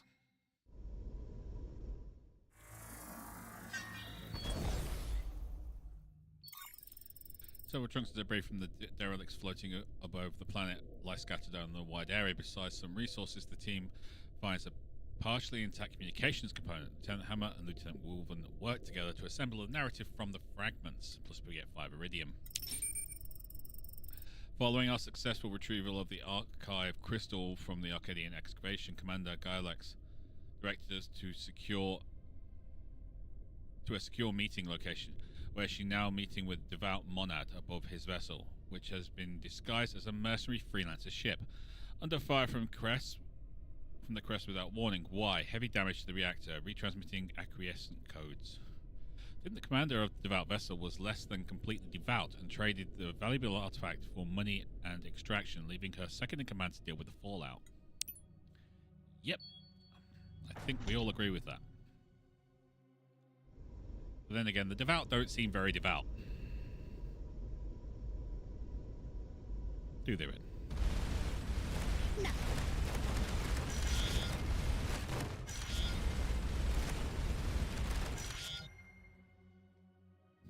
Okay, so we have to go back to the station until we can come back here. I'm going to go and deal with this system first.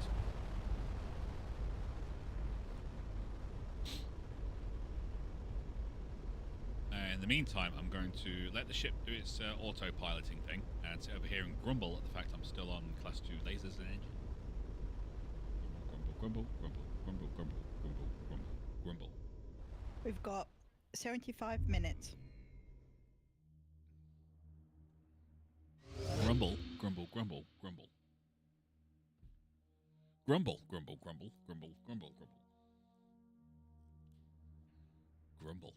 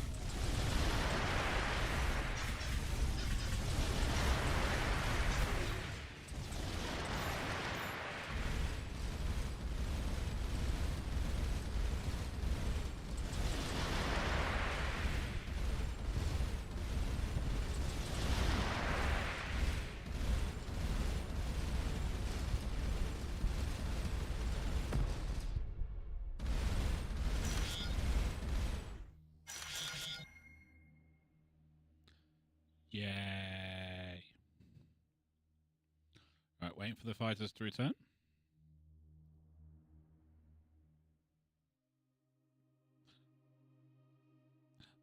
There should be more than that.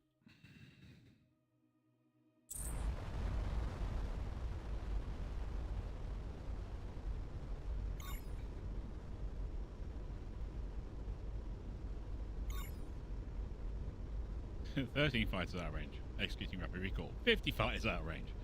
Executing rapid recall."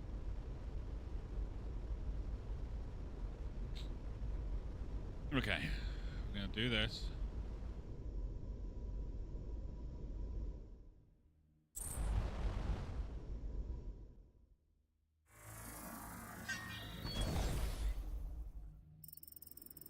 This planet was inhabited by a civilization of late Iron Age technology, but several millennia ago, and now vanished.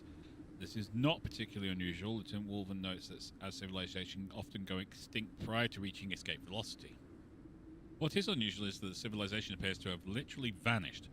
Apart from crumbling structures, there are basically no relics or remains of whoever inhabited them.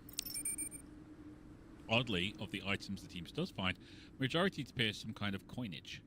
Analysis of the ice core shows the civilization vanished before the star's fusion cooled, although it's difficult to say whether it was years or centuries before. 18 gold. Okay.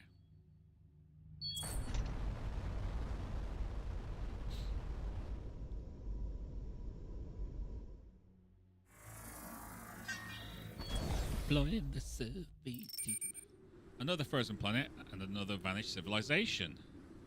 I'm at a loss to explain why two non-spacefaring civilizations would literally disappear because their sun went cold.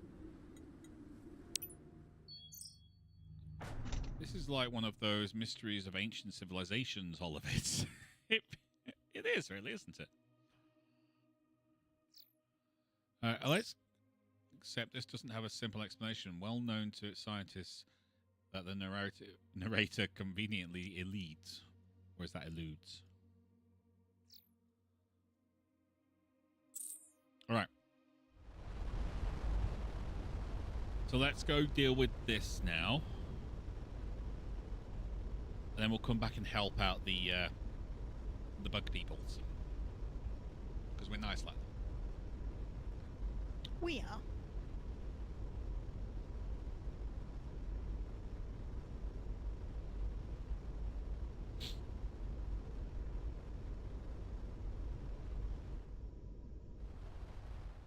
That's how far out we are. It's mental.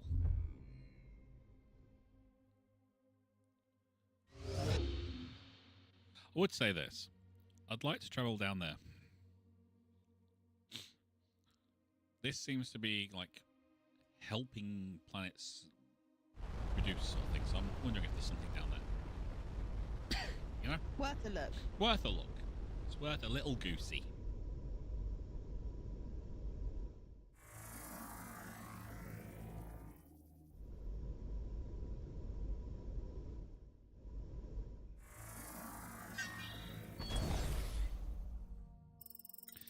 Heavy drill labors create dense clouds of dust and smoke visible from several kilometers away. Once the team reaches the high vantage point on foot, it becomes clear that this is an open pit mining operation. It's largely automated, but there are a number of workers and guards displaying devout markings. Have hammer leader ground, attack against the devout, we get plus 25. The attack catches defenders completely by surprise. The team uses stun projectiles to disable the guards before they can react, and the remaining workers quickly surrender. It seems many of the workers, despite the markings on their suits, were not really given much choice when the devout took over the operations and take the opportunity to flee in a small craft. The threat cleared, the team helps themselves to the resources that have been prepared for delivery: 153 copper, 31 yttrium, and 19 platinum. I mean, if nothing else, we're making bank.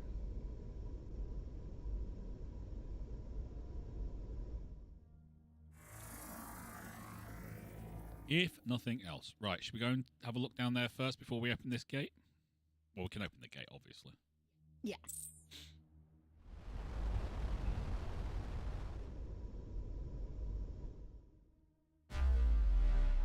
Wormhole is open. You're doing... Oh, yeah, of course, we've got that there, haven't we? Forgot about that. Another star, baby. Another star, honey. Wow. Wow. Another star, baby. Another star, honey.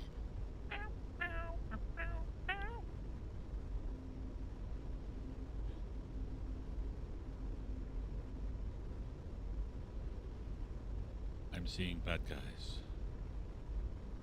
At least I think I'm seeing bad guys. We might not be seeing bad guys.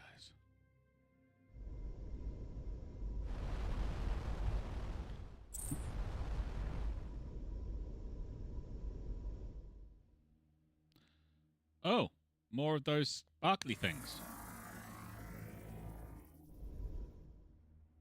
Devout Warper.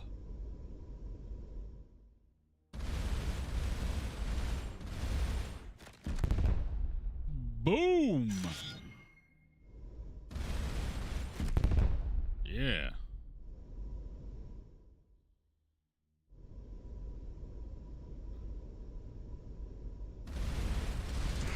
Wow, you guys jumped in quick.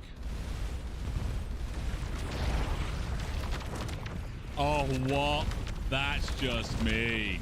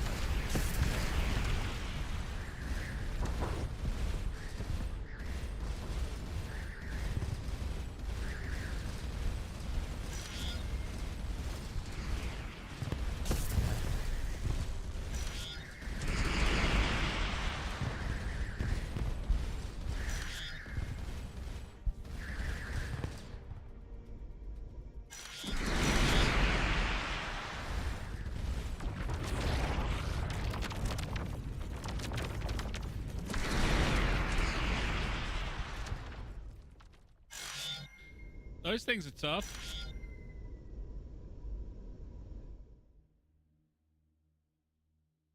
Aren't they, Red? They weren't mean. They were mean. They were.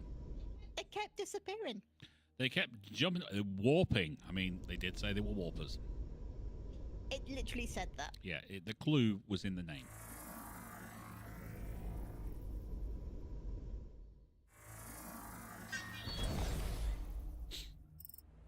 It's another devout prison. Free the prisoners.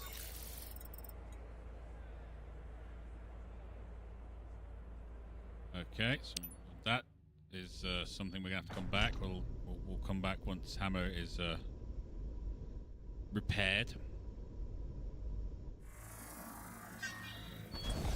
You know? A incongruous chunk of titanium slag sits half buried on the planet, composed of otherwise remarkable ores. Cool. We will come back and deal with that soon. Let's take a look at Hammer, actually.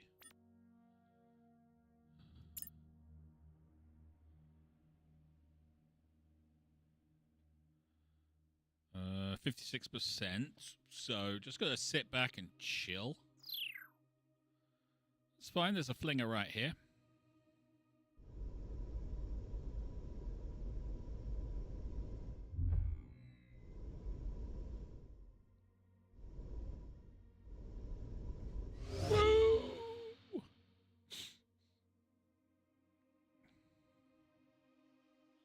Looks like I was right, though, Red. There's definitely something down this way.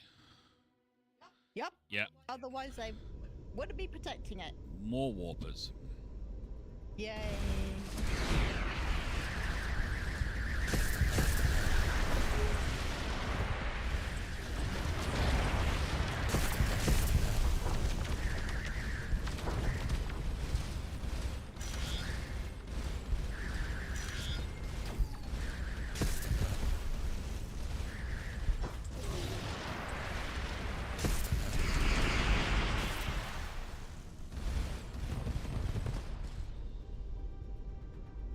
One down.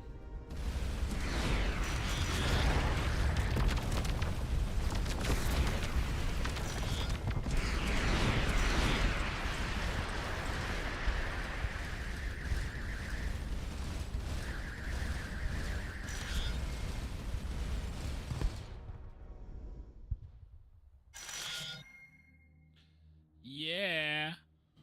Oh, another warper and a gateway.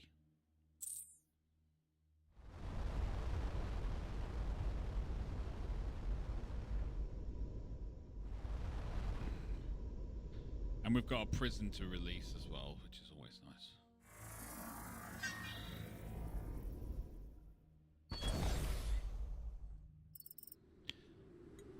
Some uranium, that's always nice. Sorry, little dude. Boop, there you go.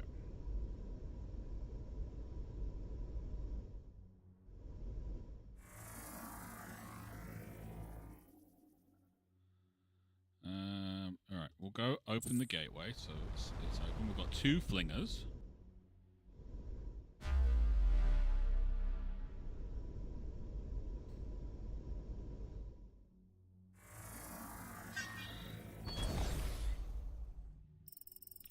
Tremendous recent explosion has created a deep crater. Xenium. Well, I like xenium. I'd like it more if I knew what it was. I'm not sure. Okay. Do we keep going or do we go back? Because we've got two jobs. We've got those guys there. We're trying to help them, the bug people. We've got the prisoners over here that need saving. And we've got a hammer who needs helping. I think we go back and check in. I think that's probably best. Due to the fact that we were sent into an evil, horrible, nasty ambush. Yep. without. we survived. Oh, no, hang on. We've got bad guys.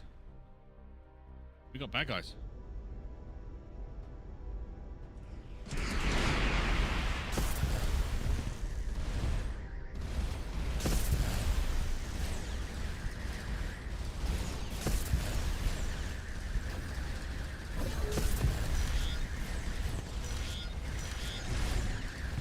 Lots of bad guys.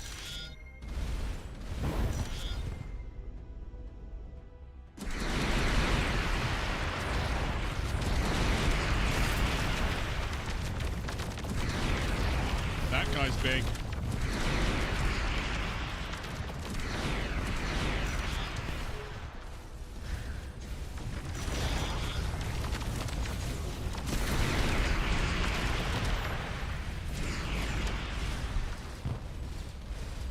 That's the Chris. That was the ship that... with the looking glass thing.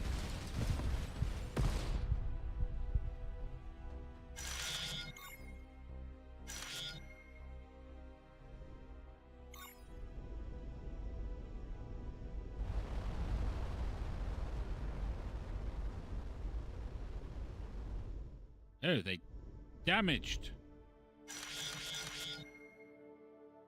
The Solano, how dare they?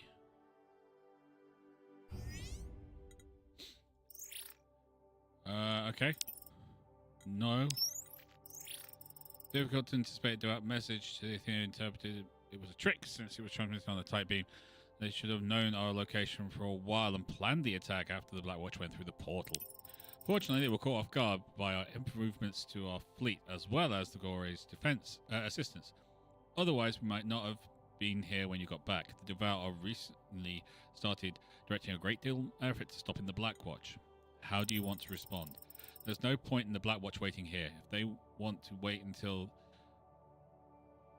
you're gone to attack, they can afford to wait longer than we can. The Devour are clearly afraid that you're close to doing something. I hope it's finding out how to reopen the wormhole. So keep doing what you're doing, but faster. Rude.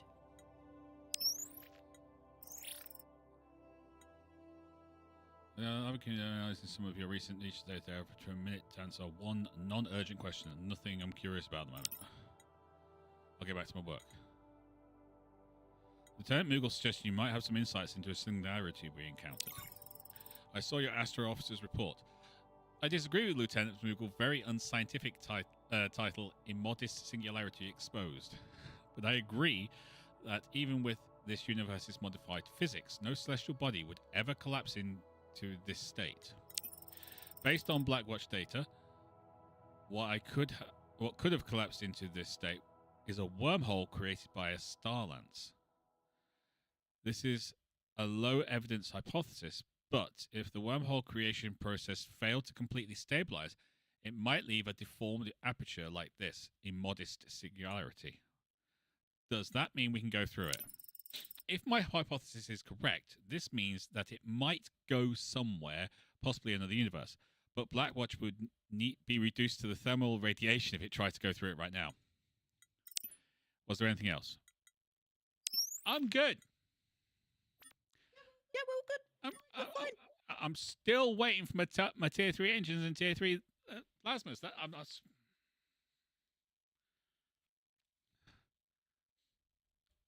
That's all.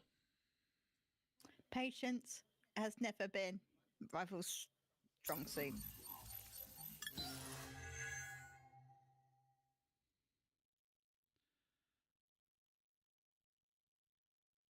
Okay, I'm going to do these because it does increase my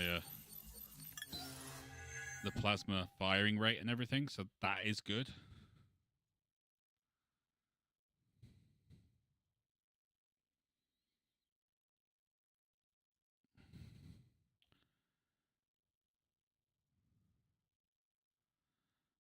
I don't see anything else that needs doing right now. I mean, we've got make the missiles harder to kill.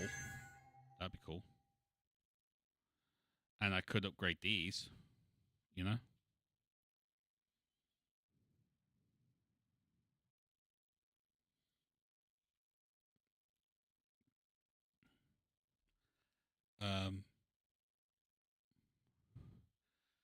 how would you like even more fighters?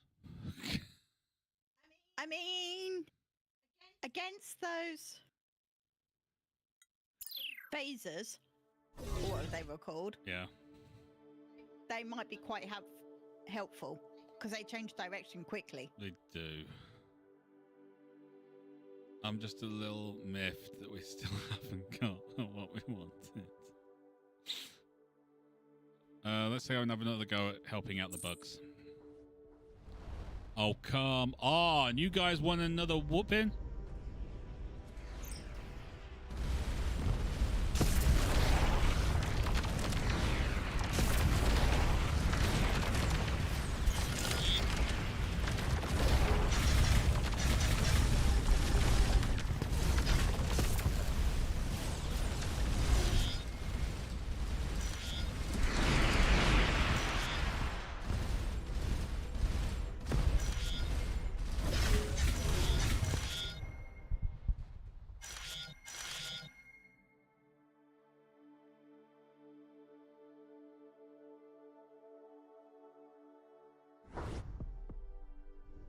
Hey guys, you lot can stay.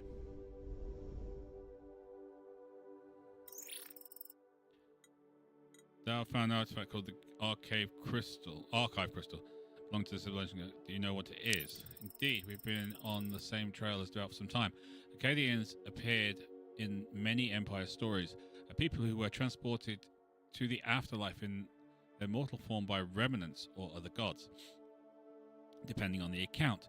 We previously assumed they were a myth created to encourage remnant worship, until the Trade Guild purchased some texts that credibly substantiated their existence.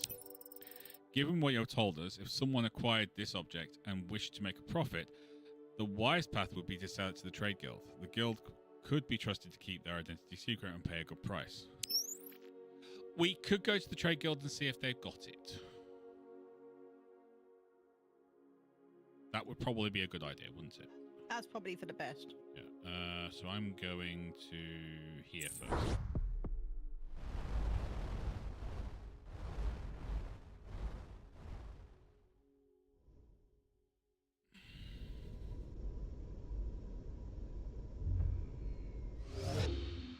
We just need to find a Trade Guild ship, don't we? Yes, rifle. Yes, rifle.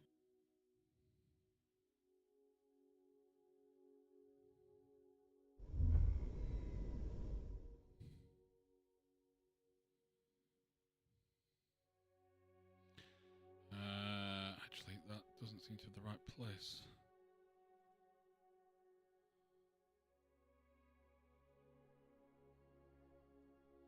I'm going to the wrong one, Red.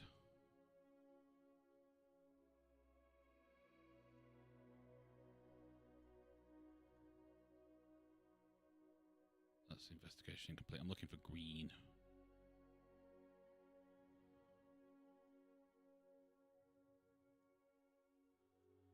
That's...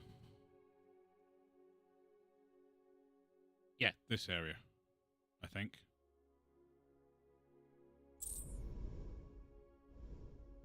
Could be wrong.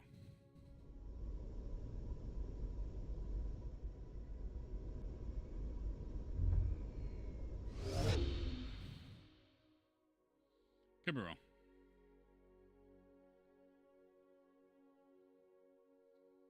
We're going to find out. Indeed.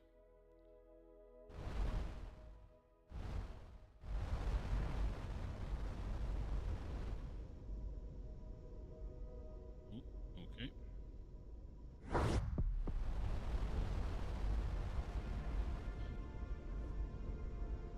Hi, guys.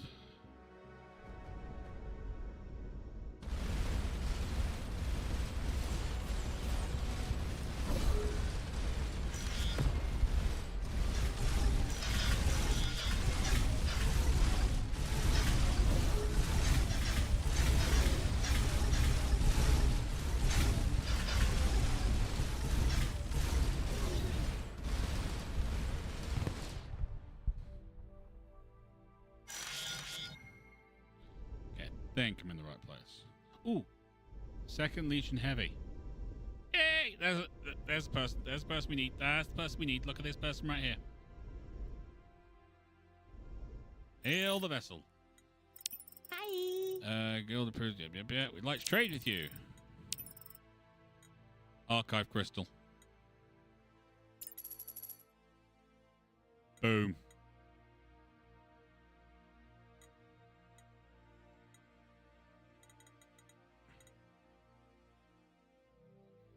Yeah, that works. I'll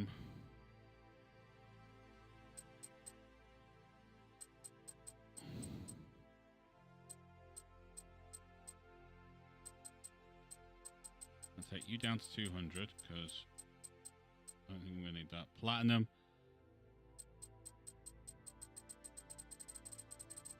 You know what, I'll take you down to 500.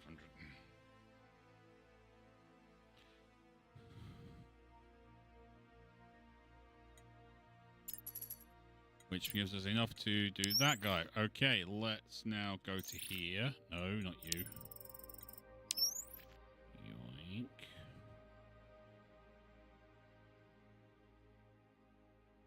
Second Legion Heavy.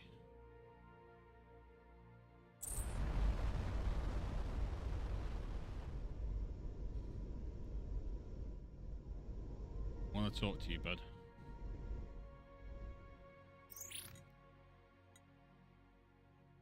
Hiring us to fight our brethren.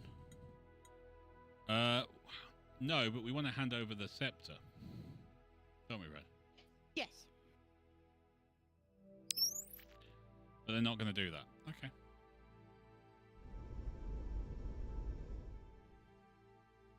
All right, let's go to here. Cargo. Devout, dying, remnant artifact. It's typically hard to fathom, but data from the devout system suggests it recently acquired it. Cool. Archive crystal. Low density data storage by Iceland, but it contains detailed treatises on the elements of the Arcadian creation myths. Well, that's nice.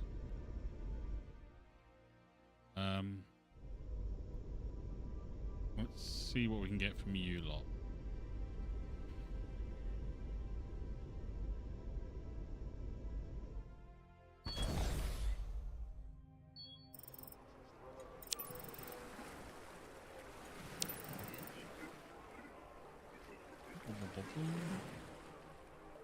Not much here, is there?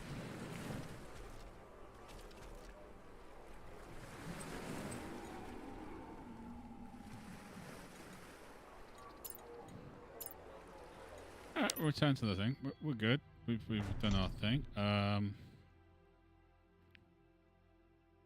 Do you want to go and get the thing from the dude up there? Yeah. You should have had it by now. We've been off doing all sorts of stuff. We have been all over the galaxy. Yes.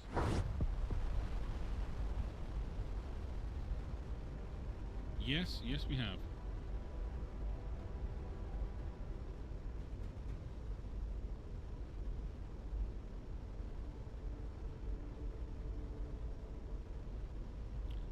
All over the galaxy.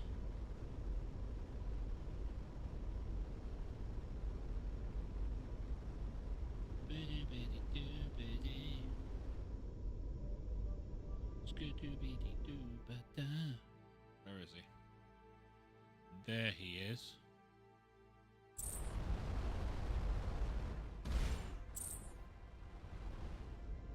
Yo, Guild Envoy. Obtain the Tellurian fragment from the other remaining payment. Pay the remainder. Now depart to go somewhere more quite remote. We will not meet again, but this is a mutually beneficial exchange. Bye. Give us the fragment.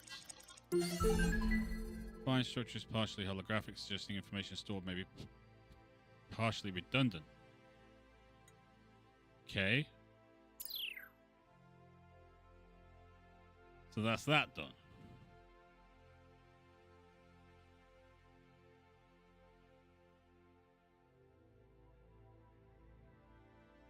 Still got a couple of jobs up there and a few jobs around here, but let's go help the bugs.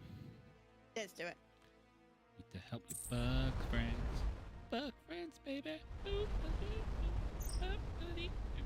Nice. Okay, our crystal was very unusual culture and unique history. It seems a lot of their myth was scientific data mapped into concepts they understood.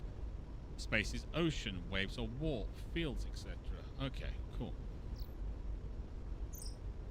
There was one particular segment that was completely different language, or at least I think of it as a different language. Oh, let's just turn around and go back and see who that was.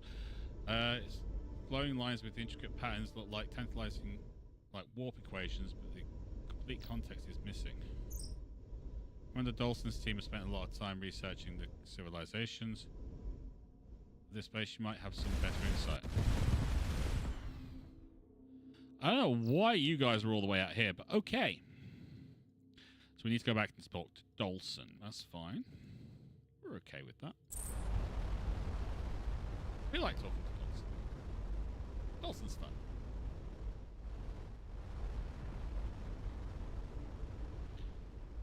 Okay, so you're saying that they brought in all these ships and they launched a bunch of fighters at once. Apparently so.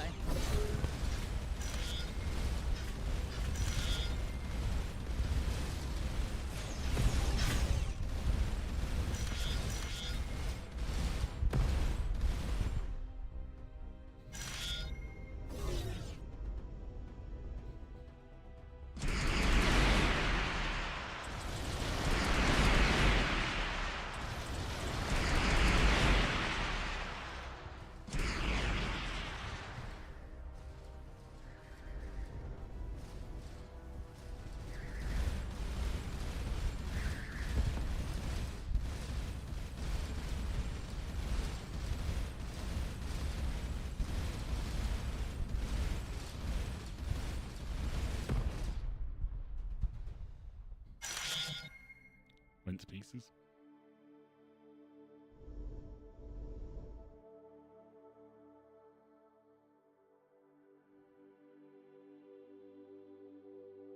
Awesome. Yoink. So far.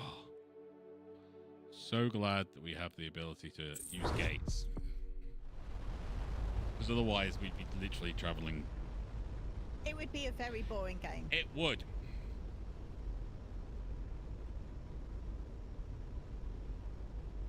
Okay, we've got 44 minutes to get Mark 3 stuff.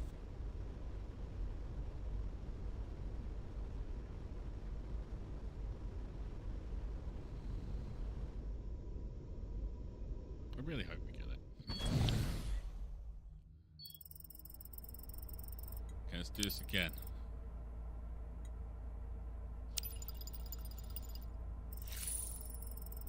The very careful analysis and modelling, Lieutenant Hammer realises that adding a very small continuous charge to the pylon collectors would stop the catalyst stripping caused by the planet's atmosphere. The colonists are delighted. As thanks, they offer his team some ingots of iridium they've refined from the sand. Oh, thank you! So nice.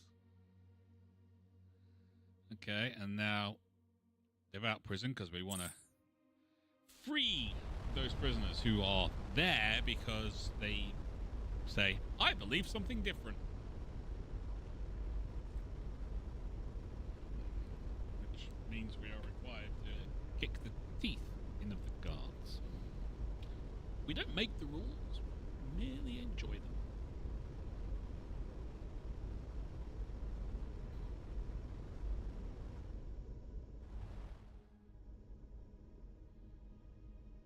Point.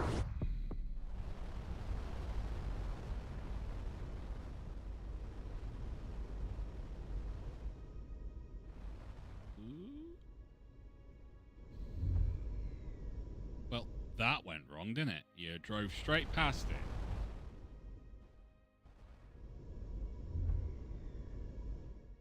Seriously? You know what? I'll tell you what, I'll do the driving. How about that? It's probably better.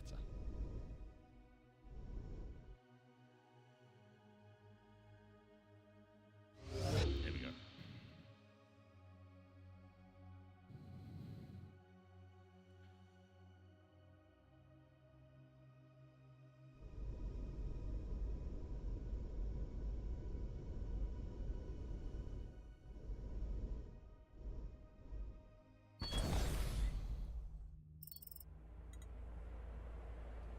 Ooh. Actually gonna be harder. But that's fine. Another successful jailbreak. Lieutenant Mack wonders if Lieutenant Hammer chose the wrong vocation. Some of the prisoners report widespread rumor that the Devout have received a gift from the Remnants which has given them new capabilities. They're also preparing for a large-scale missionary expedition in which they expect to gain new converts. Well, that kind of sucks. Okay, we're going to go this way. I'm going to go south first.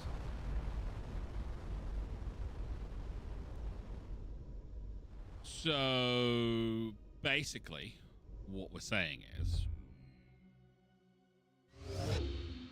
we're going to go on a heist, aren't we?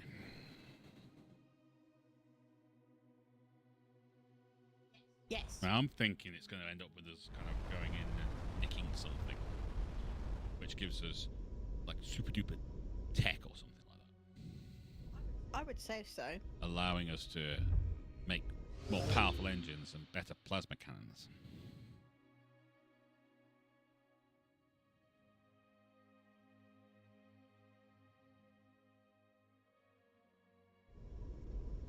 By which you mean fracking better. Okay, we've got another flinger.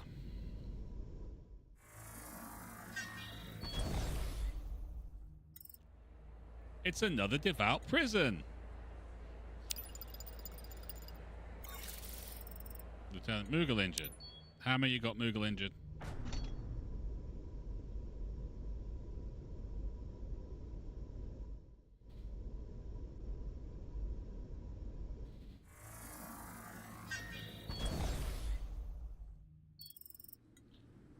Alright, we've got some uranium out there. That's not terrible. Let's go park above the planet.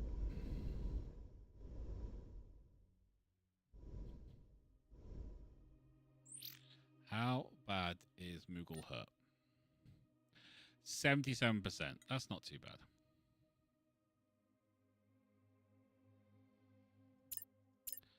We've reached max level, Red.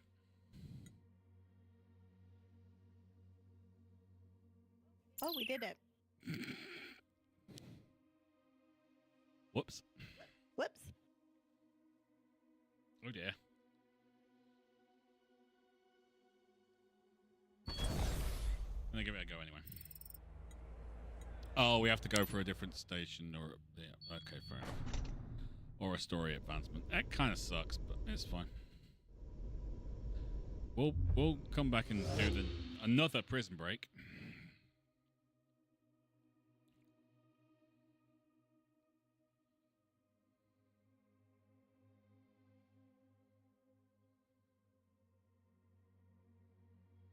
That's another flinger.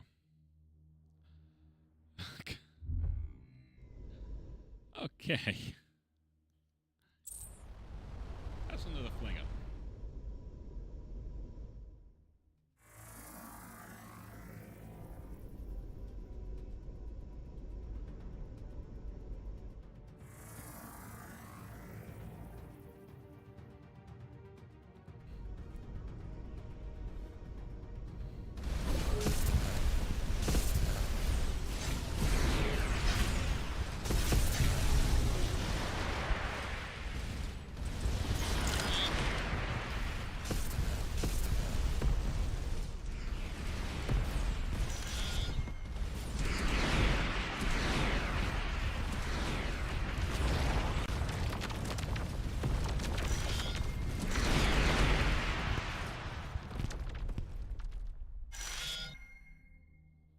Well, that worked out.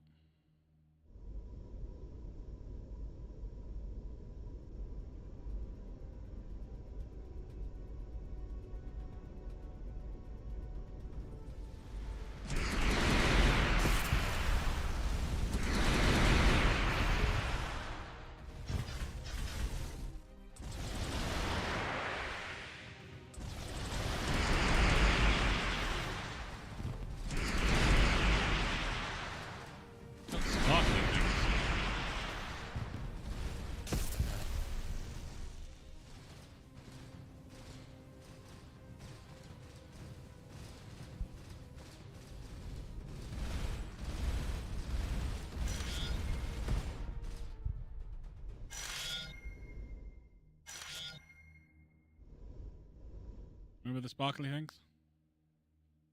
I do.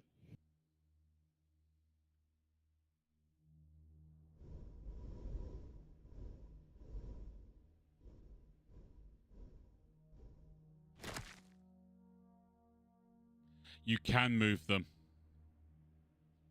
Ah, there we go then.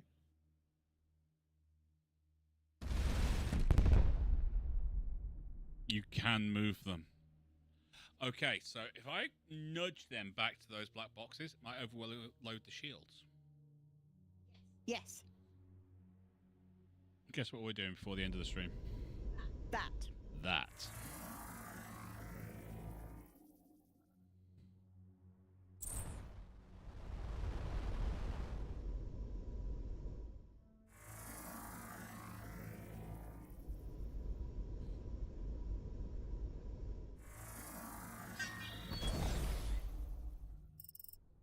Another ban in mining. Okay. People injured.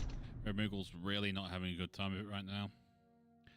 Got 2 more stars down here to do. We will come back to them.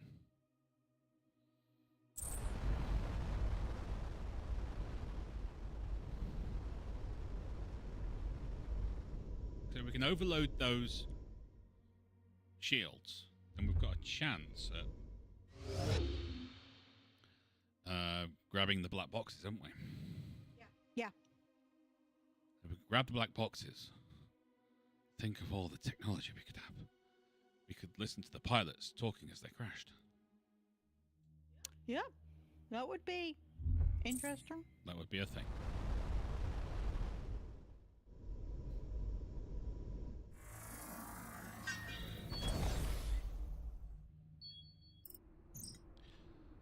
Crew were killed instantly sometime before impact. The Westberg and catastrophic cellular disruption at the molecular level from an unknown cause. The cruiser with devout markings crashed here very recently, possibly within days. The reactor is still warm. There are no survivors.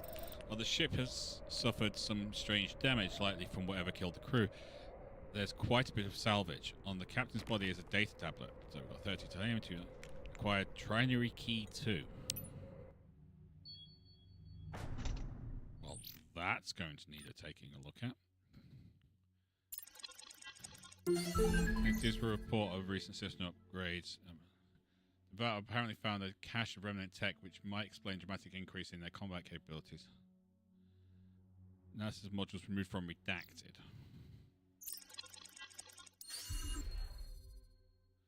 Part 3 factor encryption protocol. Databank has a lot of entries marked pending analysis. The pessimistic interpretation is they still have a lot of potential to unlock whatever it is they found. But does that unlock stuff for us? Because at the moment it doesn't seem like it. There used to be a dumping ground for ship parts, so we've got some extra stuff. This looks like a circle.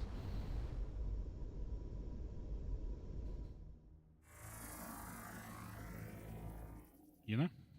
Yeah. Or a loop. I should say it's not actually a circle.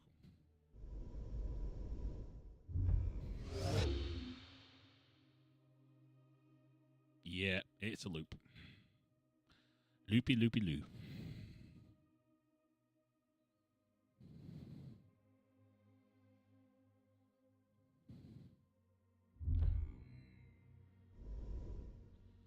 Okay.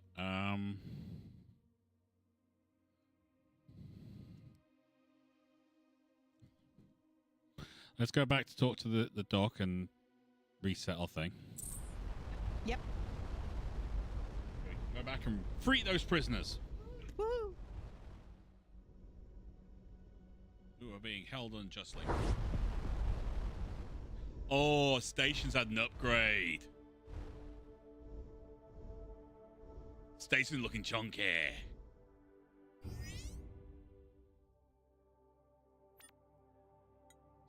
Station looking chunky. Not curious about the moment.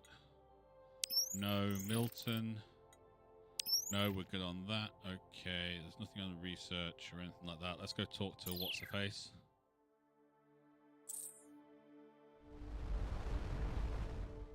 Actually, no, let's talk to you first. Just to see if they've got anything, yeah? No, okay. Sorry, bud, didn't mean to bump into your ship.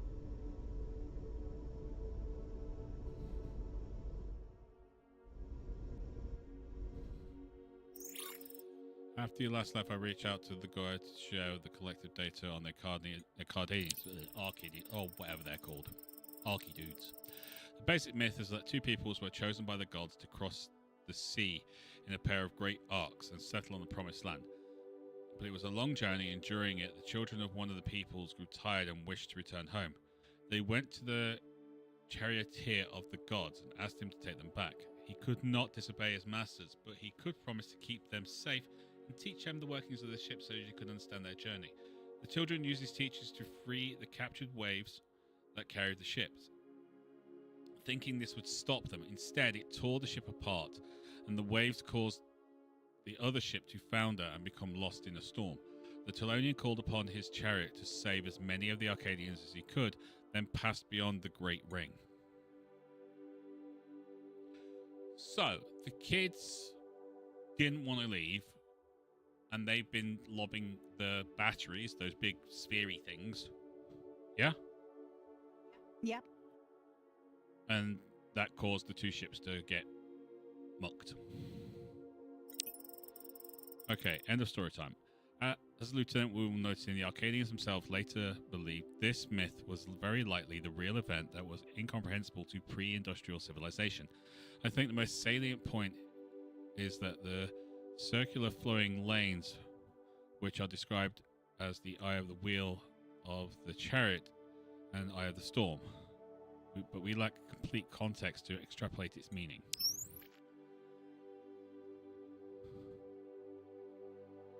So that's that now dealt with.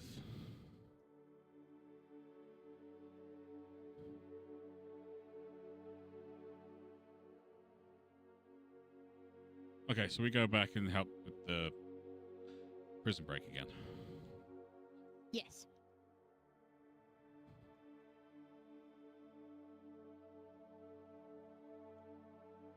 Or we could go and do Dead Man Fab.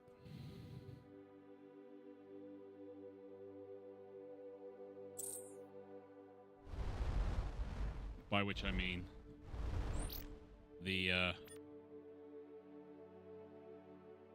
space station. That's tempting. Yeah. Unless Whisker Mug's there. Maybe. Okay, it still seems to be out of position, so that's good.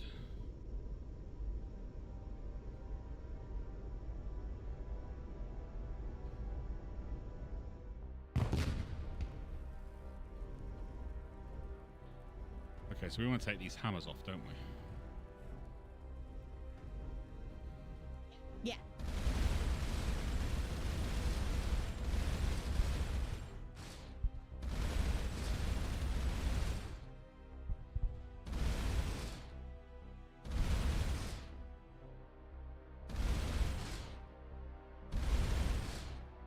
Sod off, Whisker Mug.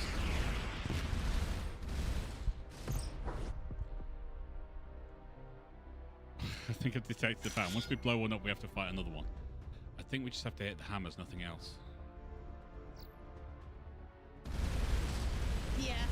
Hammers only.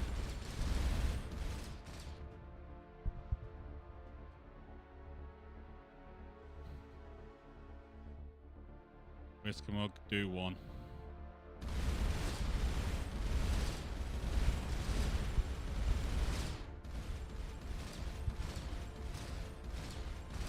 Oh, it's got 2 laser platforms.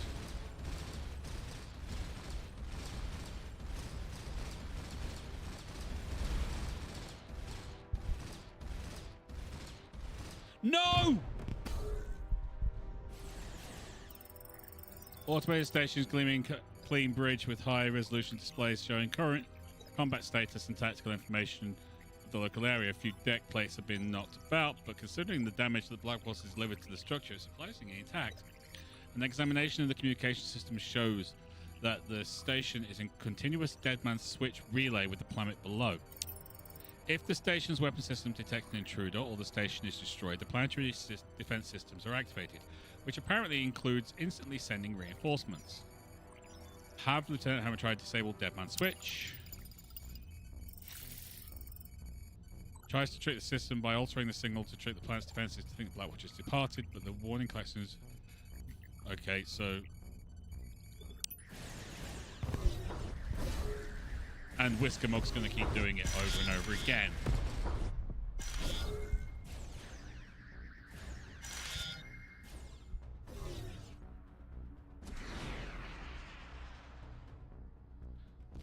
We're going to have to go do something else. Come back.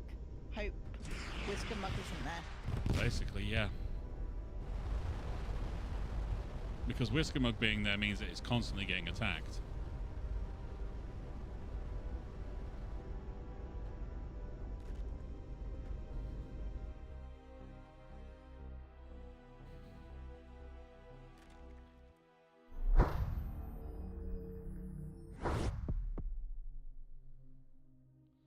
Alright, I'm going to go back again, see if Whisker Mug's still there, okay?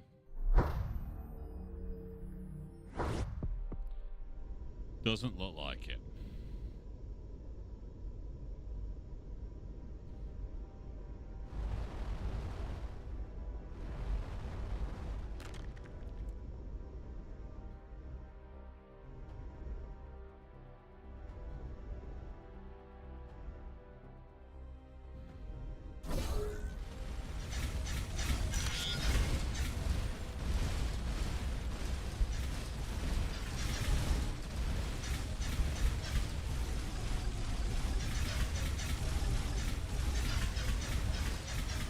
Oops.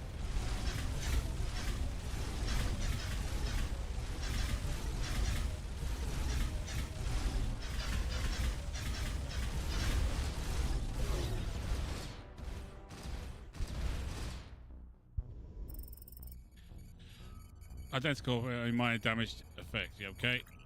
Plus 65%. Patient examines the station systems and realizes that the failsafe, while most possible to hack, is modular, not specific to this platform. By simply removing it and transporting it to the surveyor, the planetary defenses will think that Blackwatch's lander is a defense station. Okay, if we blow the station now, we should be good to land on this planet.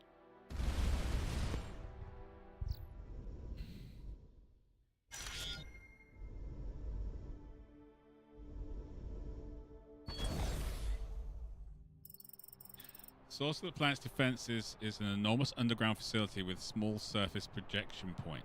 Lieutenant Hammer notes that they're similar in design to the Solana's own shipyard fabrication system, but much larger in scale and range. Further investigation.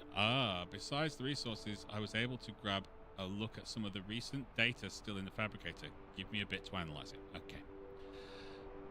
Further investigation of the interior reveals that it must have been some large-scale weapons production effort, perhaps from some ancient war. Newly fabricated systems were likely transported to the front as quickly as they were made. Whoever lost the war never had a chance to turn the fabricator off.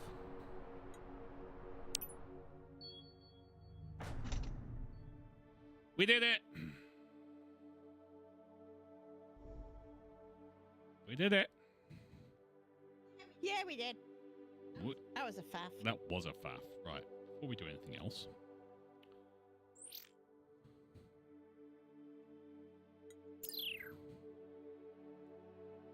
Right. Prison.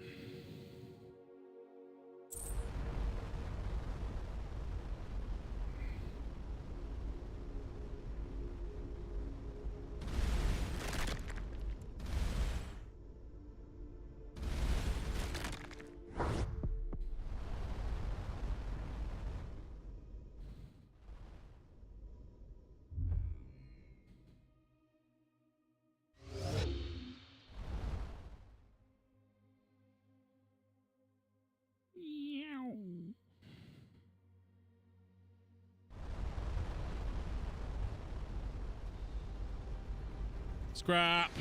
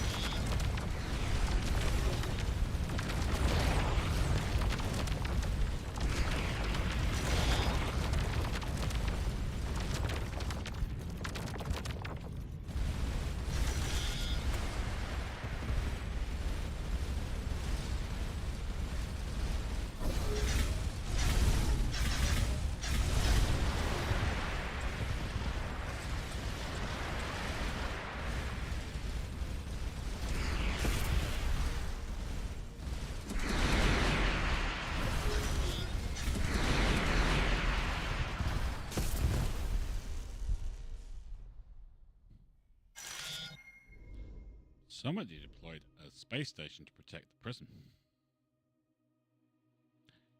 It didn't work. It did not.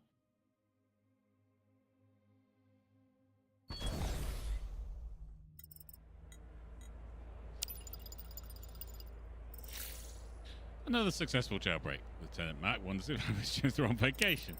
Orban learns that Devout have been actively trying to recruit volunteers to transport some cargo to a classified location. One of the prisoners, a hostage for a physicist, reveals that whatever the cargo is, it becomes highly unstable if transported within an enclosed space, which probably explains why they need so many volunteers. And we know what it is. We do.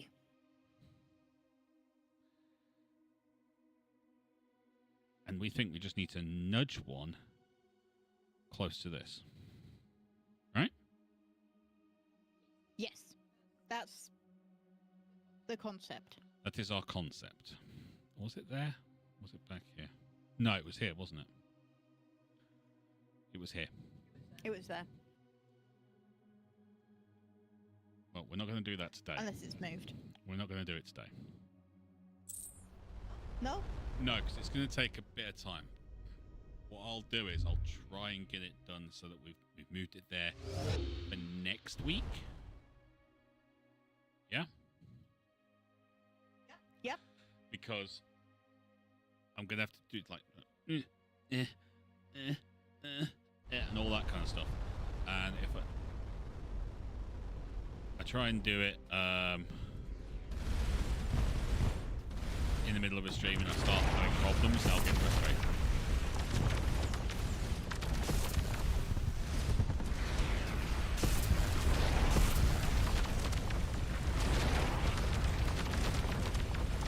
And we've got other things to do. We do. The list is still long.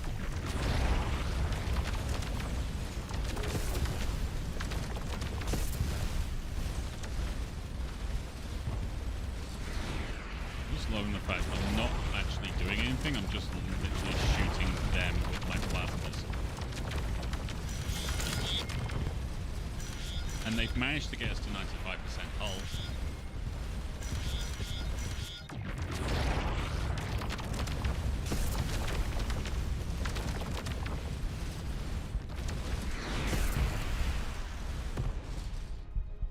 That's it.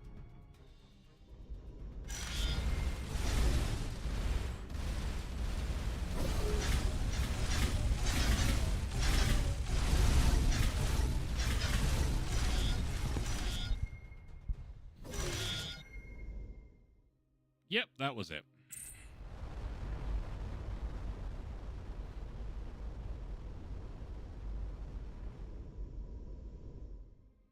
Yeah, you just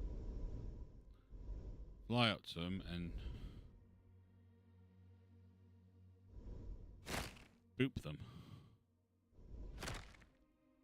Yep, just a bit of booping. Gentle booping. Very gentle booping.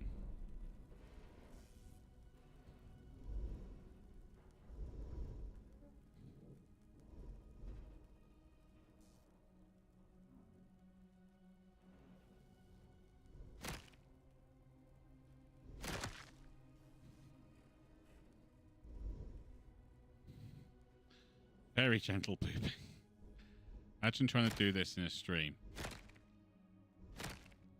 Yeah, maybe. Maybe not. Maybe not.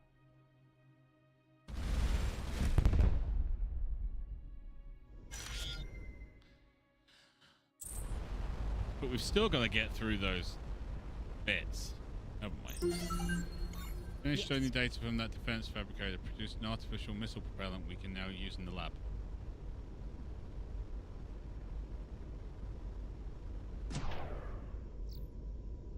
I mean, yay?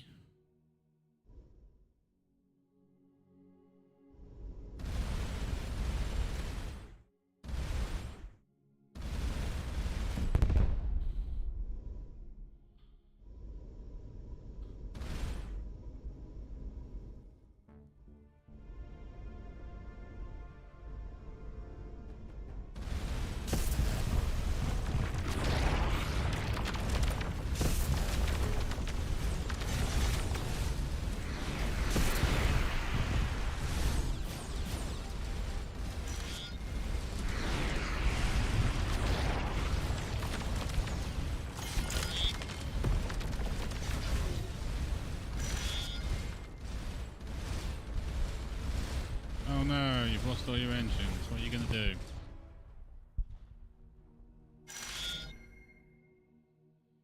What was that? You're just going to die? Ah, that's a good idea.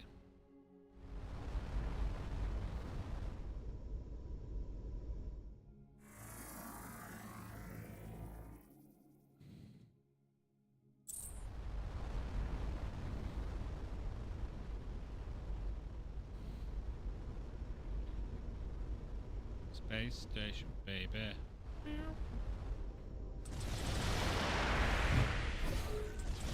Ooh. Is this the other ship?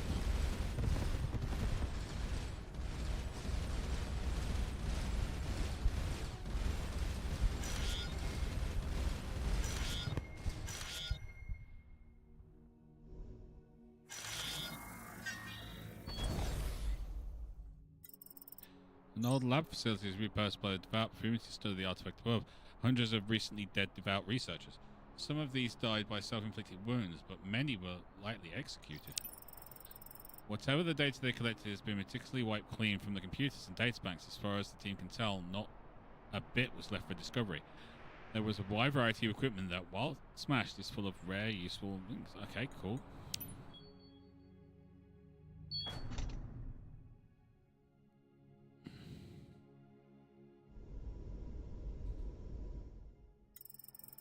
The enormous vessel shows signs of activity around what looks like an entry hatch. Attempt to interface with it are blocked by an encrypted jammer on the far side. This appears to be an ancient version of the remnant wreck we previously encountered, aka Telonian Chariot. Wait. So we should be able to get through. Throughout treat remnant artifacts as religious reference. My guess is this is the redacted we've been referencing. So yeah. So there's got to be a way to get into that then. That's still something to be done. Yeah? Yeah.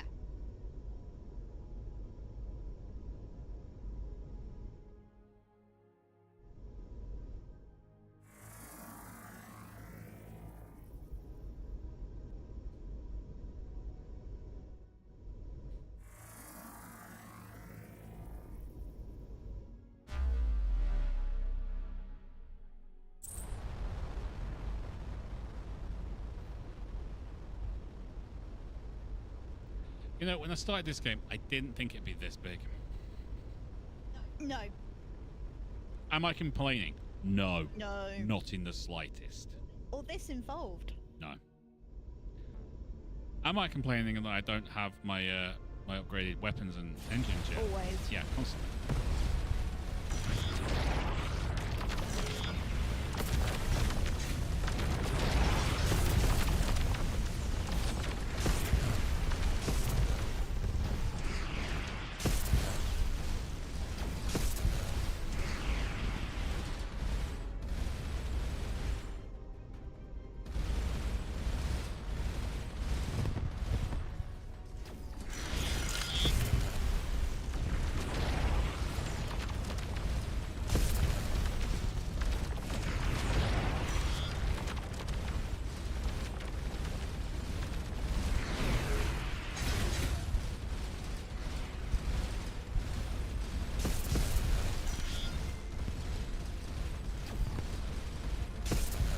That's a lot of enemy ships coming to say hello.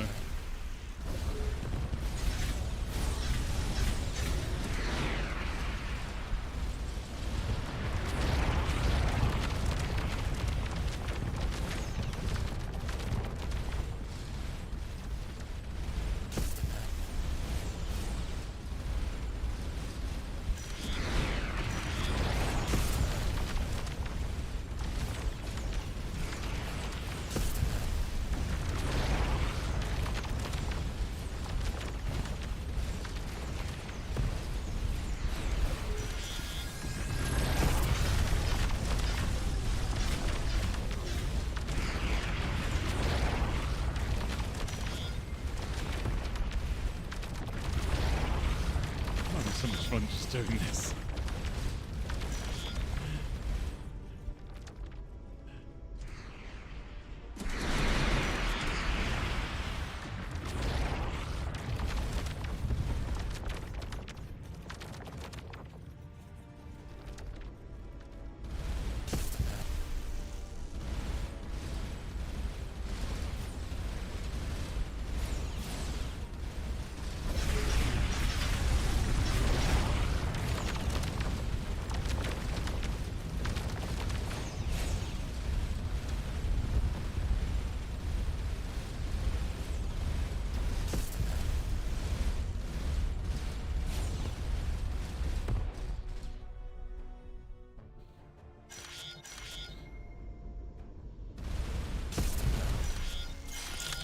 Oh, we got a shroud controller. I have no idea what a shroud controller does. We shall find out.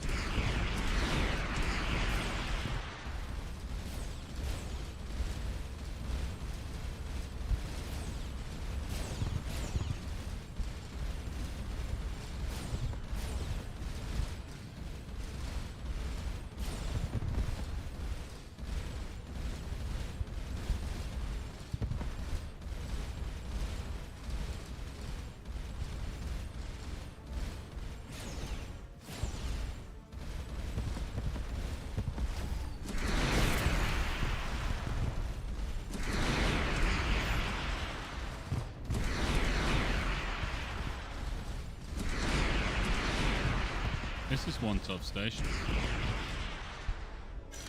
It is.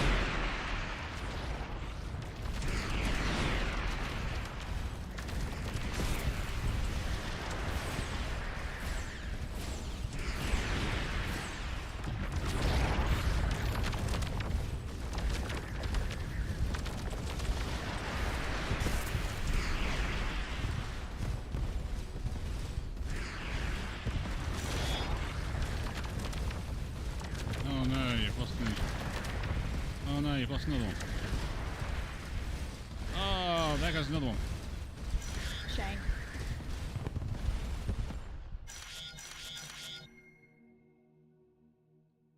That was a fight.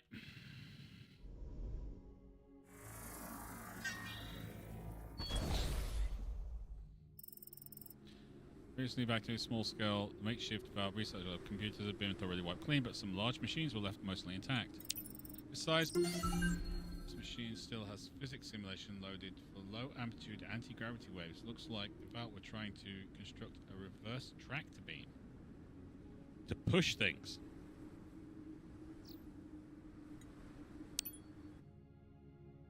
Why would you want to push things?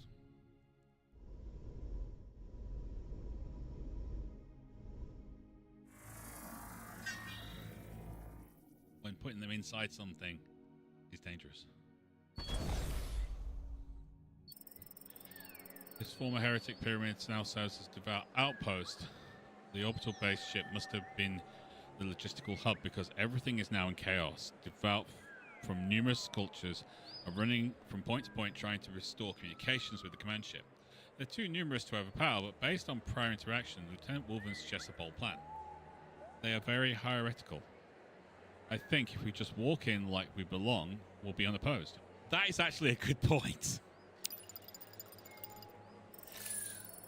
As predicted, none of the devout pay the team any mind, even as they enter the command post. Unsure how long this charade will hold up, Wolf picks up a collection of data tablets and confidently announces that they are moving operations to a classified fallback location. Carry on from a former perimeter and watch for heretic intrusion. So we've got the Trinuki 3. That's 2. We've got number 2. We've got number 3. We need number 1.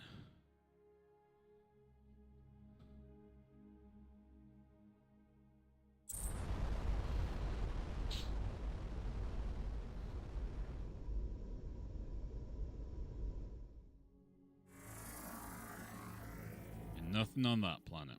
Okay. I'm guessing this third key will allow us to get in there. You know? I just don't know where it is. Nope.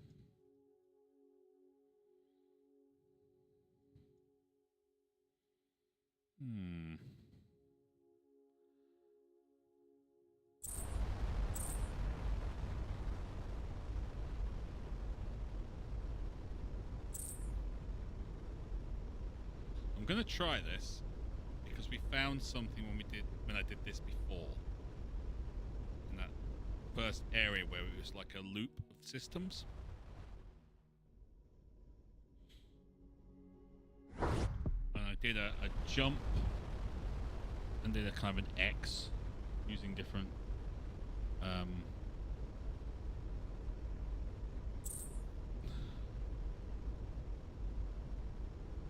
what do we call it? From like one system to another across space and things, and I ended up finding something in the middle.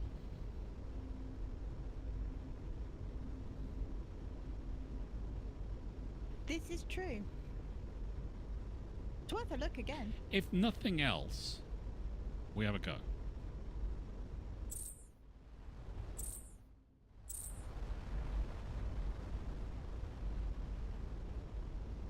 I don't think it's found anything. I mean, it's fine. It's one of those things you just give it a go and see what happens. I just don't know where we're going to find this third key.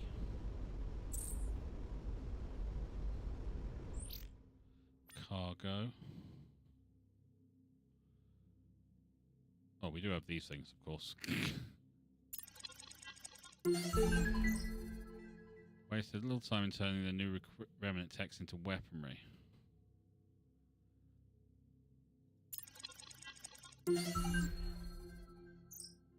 Now research. Yeah! Sorry. Oh.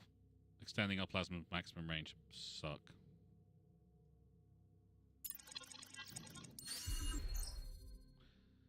Alright, solves the key design issue preventing us from scaling up plasma turrets. What? Did you say Mark 3 plasma plus? It does. It says that right. Both the engines!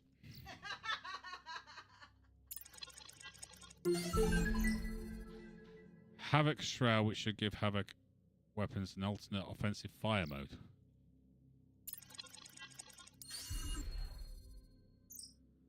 Oh, we have all 3 keys. Oh, there we go. Remote access to something.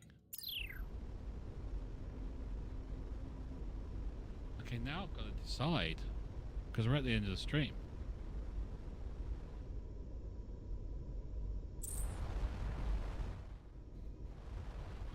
Just freaking go, alright? Ignore the enemies. Fly straight through. No one cares.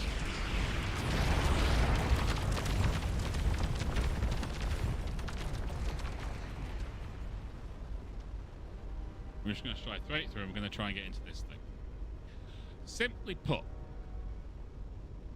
next week we'll have a new Inigo Montoya design. And for the next 6 days, rival will be designing him. Won't take 6 days, Red. 6.5. Nope, won't take 6.5 either.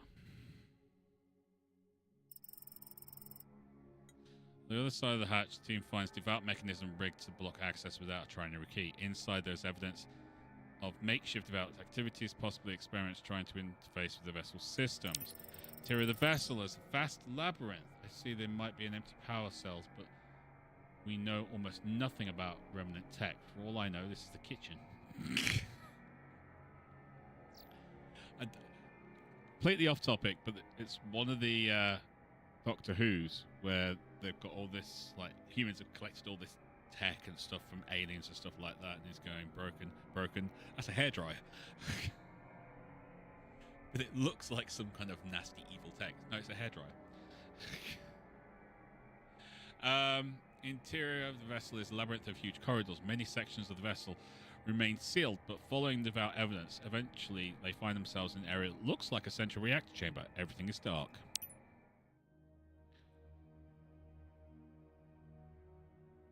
So this is still ongoing, even though we gained access.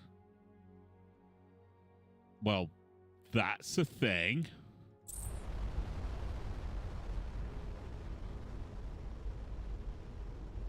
Isn't it, Red? It's what's known as a whole thing. It's a whole thing.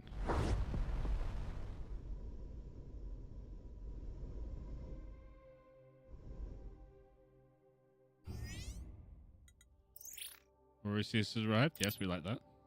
All for now. Thank you very much. Shipyard. No, research.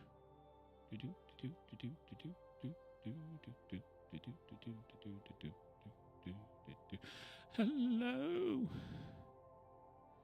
Ouch.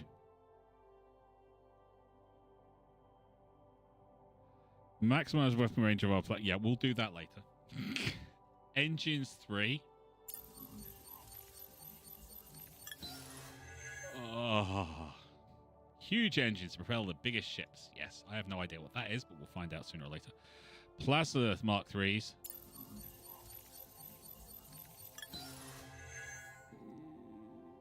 Shipyard. Okay, let's have a look. Energy weapons. Hello, gorgeous. Okay, I'm going to take that off just for now, okay? Yeah. Oh, frack. Yeah, I'm going to have to redesign the ship. Are you? Yeah. Look at the shape.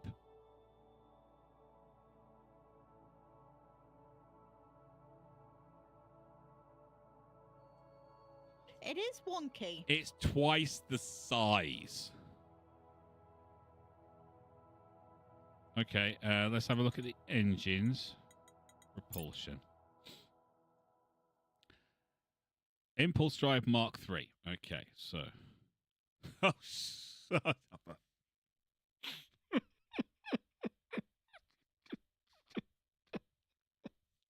Look at that. That's enormous. That's a freaking engine. Okay.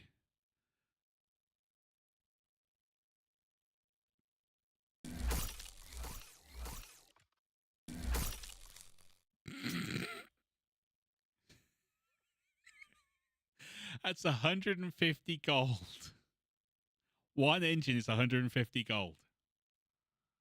All right, we need to do some trading. I need to go and do some trading. I also have to redesign the back of my ship.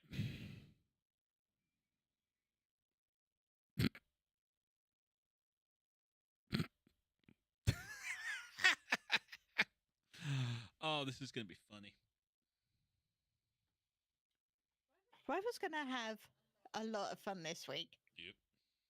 This is why I said it's going to take 6.5 days. Because you'll do the first version tomorrow or Tuesday. Okay. And then sit at work thinking about it. Do 2.0 on Wednesday evening. Sit at work thinking about it another day.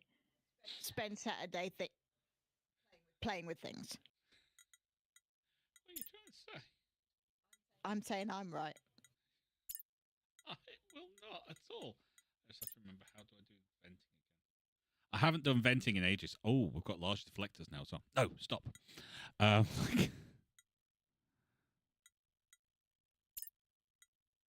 Where's my ventings?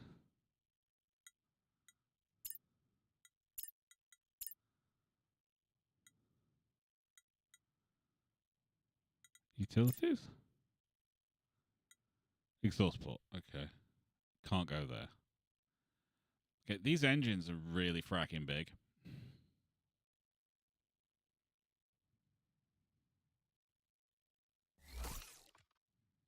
And they don't attach, and it's literally just the end that attaches.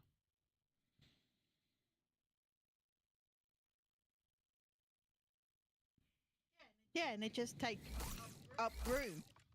Which I suppose leaves hexes in other parts of the ship. It really does. It really does. It's lovely with things in the other part of the ship. This is going to completely have to be redesigned. This is hilarious. Each engine 3 produces slightly more thrust than 3 engine 2s. Well, that's good because it takes up enough space for 3 engine 2s. Wow. This is going to take a...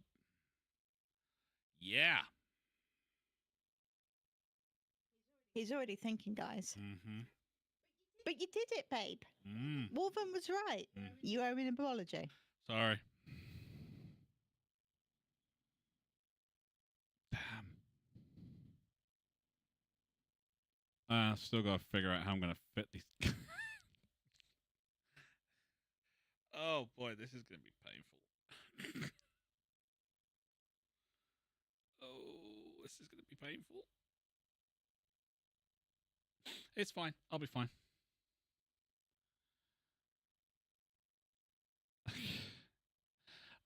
It's all right. I know the struggle in this game sometimes. Yeah, this is going to be a thing, but it's fine. I've got my plasma 3s, which is what I wanted. I've got my engine 3s, which is what I wanted. I can't complain. I have new stuff. Tama showed me the data from the Devout Lab, was researching gravity waves. I've simulated the physics model they're working on. At first, I thought it was some novel weapon, but it turns out to be a generator producing negative gravity waves. Solano's station stabilizer has a similar principle to keep a constant orbit position without thrust. We can make something like what they're working on, although I'm not sure what they wanted it for. It might be useful for clearing debris and mines, but it's no super weapon. I've added the model to the research lab's computer if you need to. Okay, fine, which I will do because we do want that. Don't we, Red? Yes.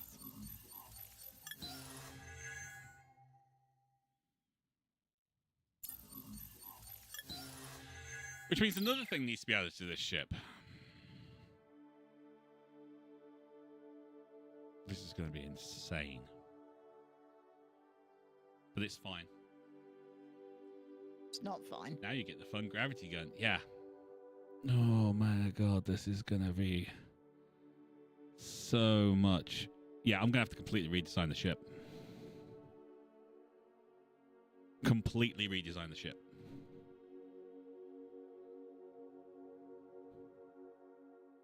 Didn't realize I needed it for a while at this point, so I went around basically just terrorizing the devout while I was trying to work out what I need to do. I think I got it on this thing pretty quickly because we had those shielded black boxes and we had those like things, and as soon as I realized I could push them, it's just a case of pushing them without damaging them. So them working on an anti-gravity thing made sense for pushing something along. So yeah, that in my head kind of clicked immediately, but it was other things that just my brain was like, nope, don't understand. Okay, so everyone say goodbye to this version of the ship because it's getting changed. Bye. We'll see Mark 2 to 3 to 4. Yeah. Oh, anyway, until next time, guys, thanks for being here. We are back on Tuesday with Comeback Cast, hopefully. Monday, tomorrow, obviously, is the members stream. And then on Friday, I'm assuming Void Crew, because we've got stuff to do. And we've got 4 gun turrets and everything's fun. But Saturday, I don't know. We've got to see if Elite is stable. If not, nuclear option, because we enjoyed that.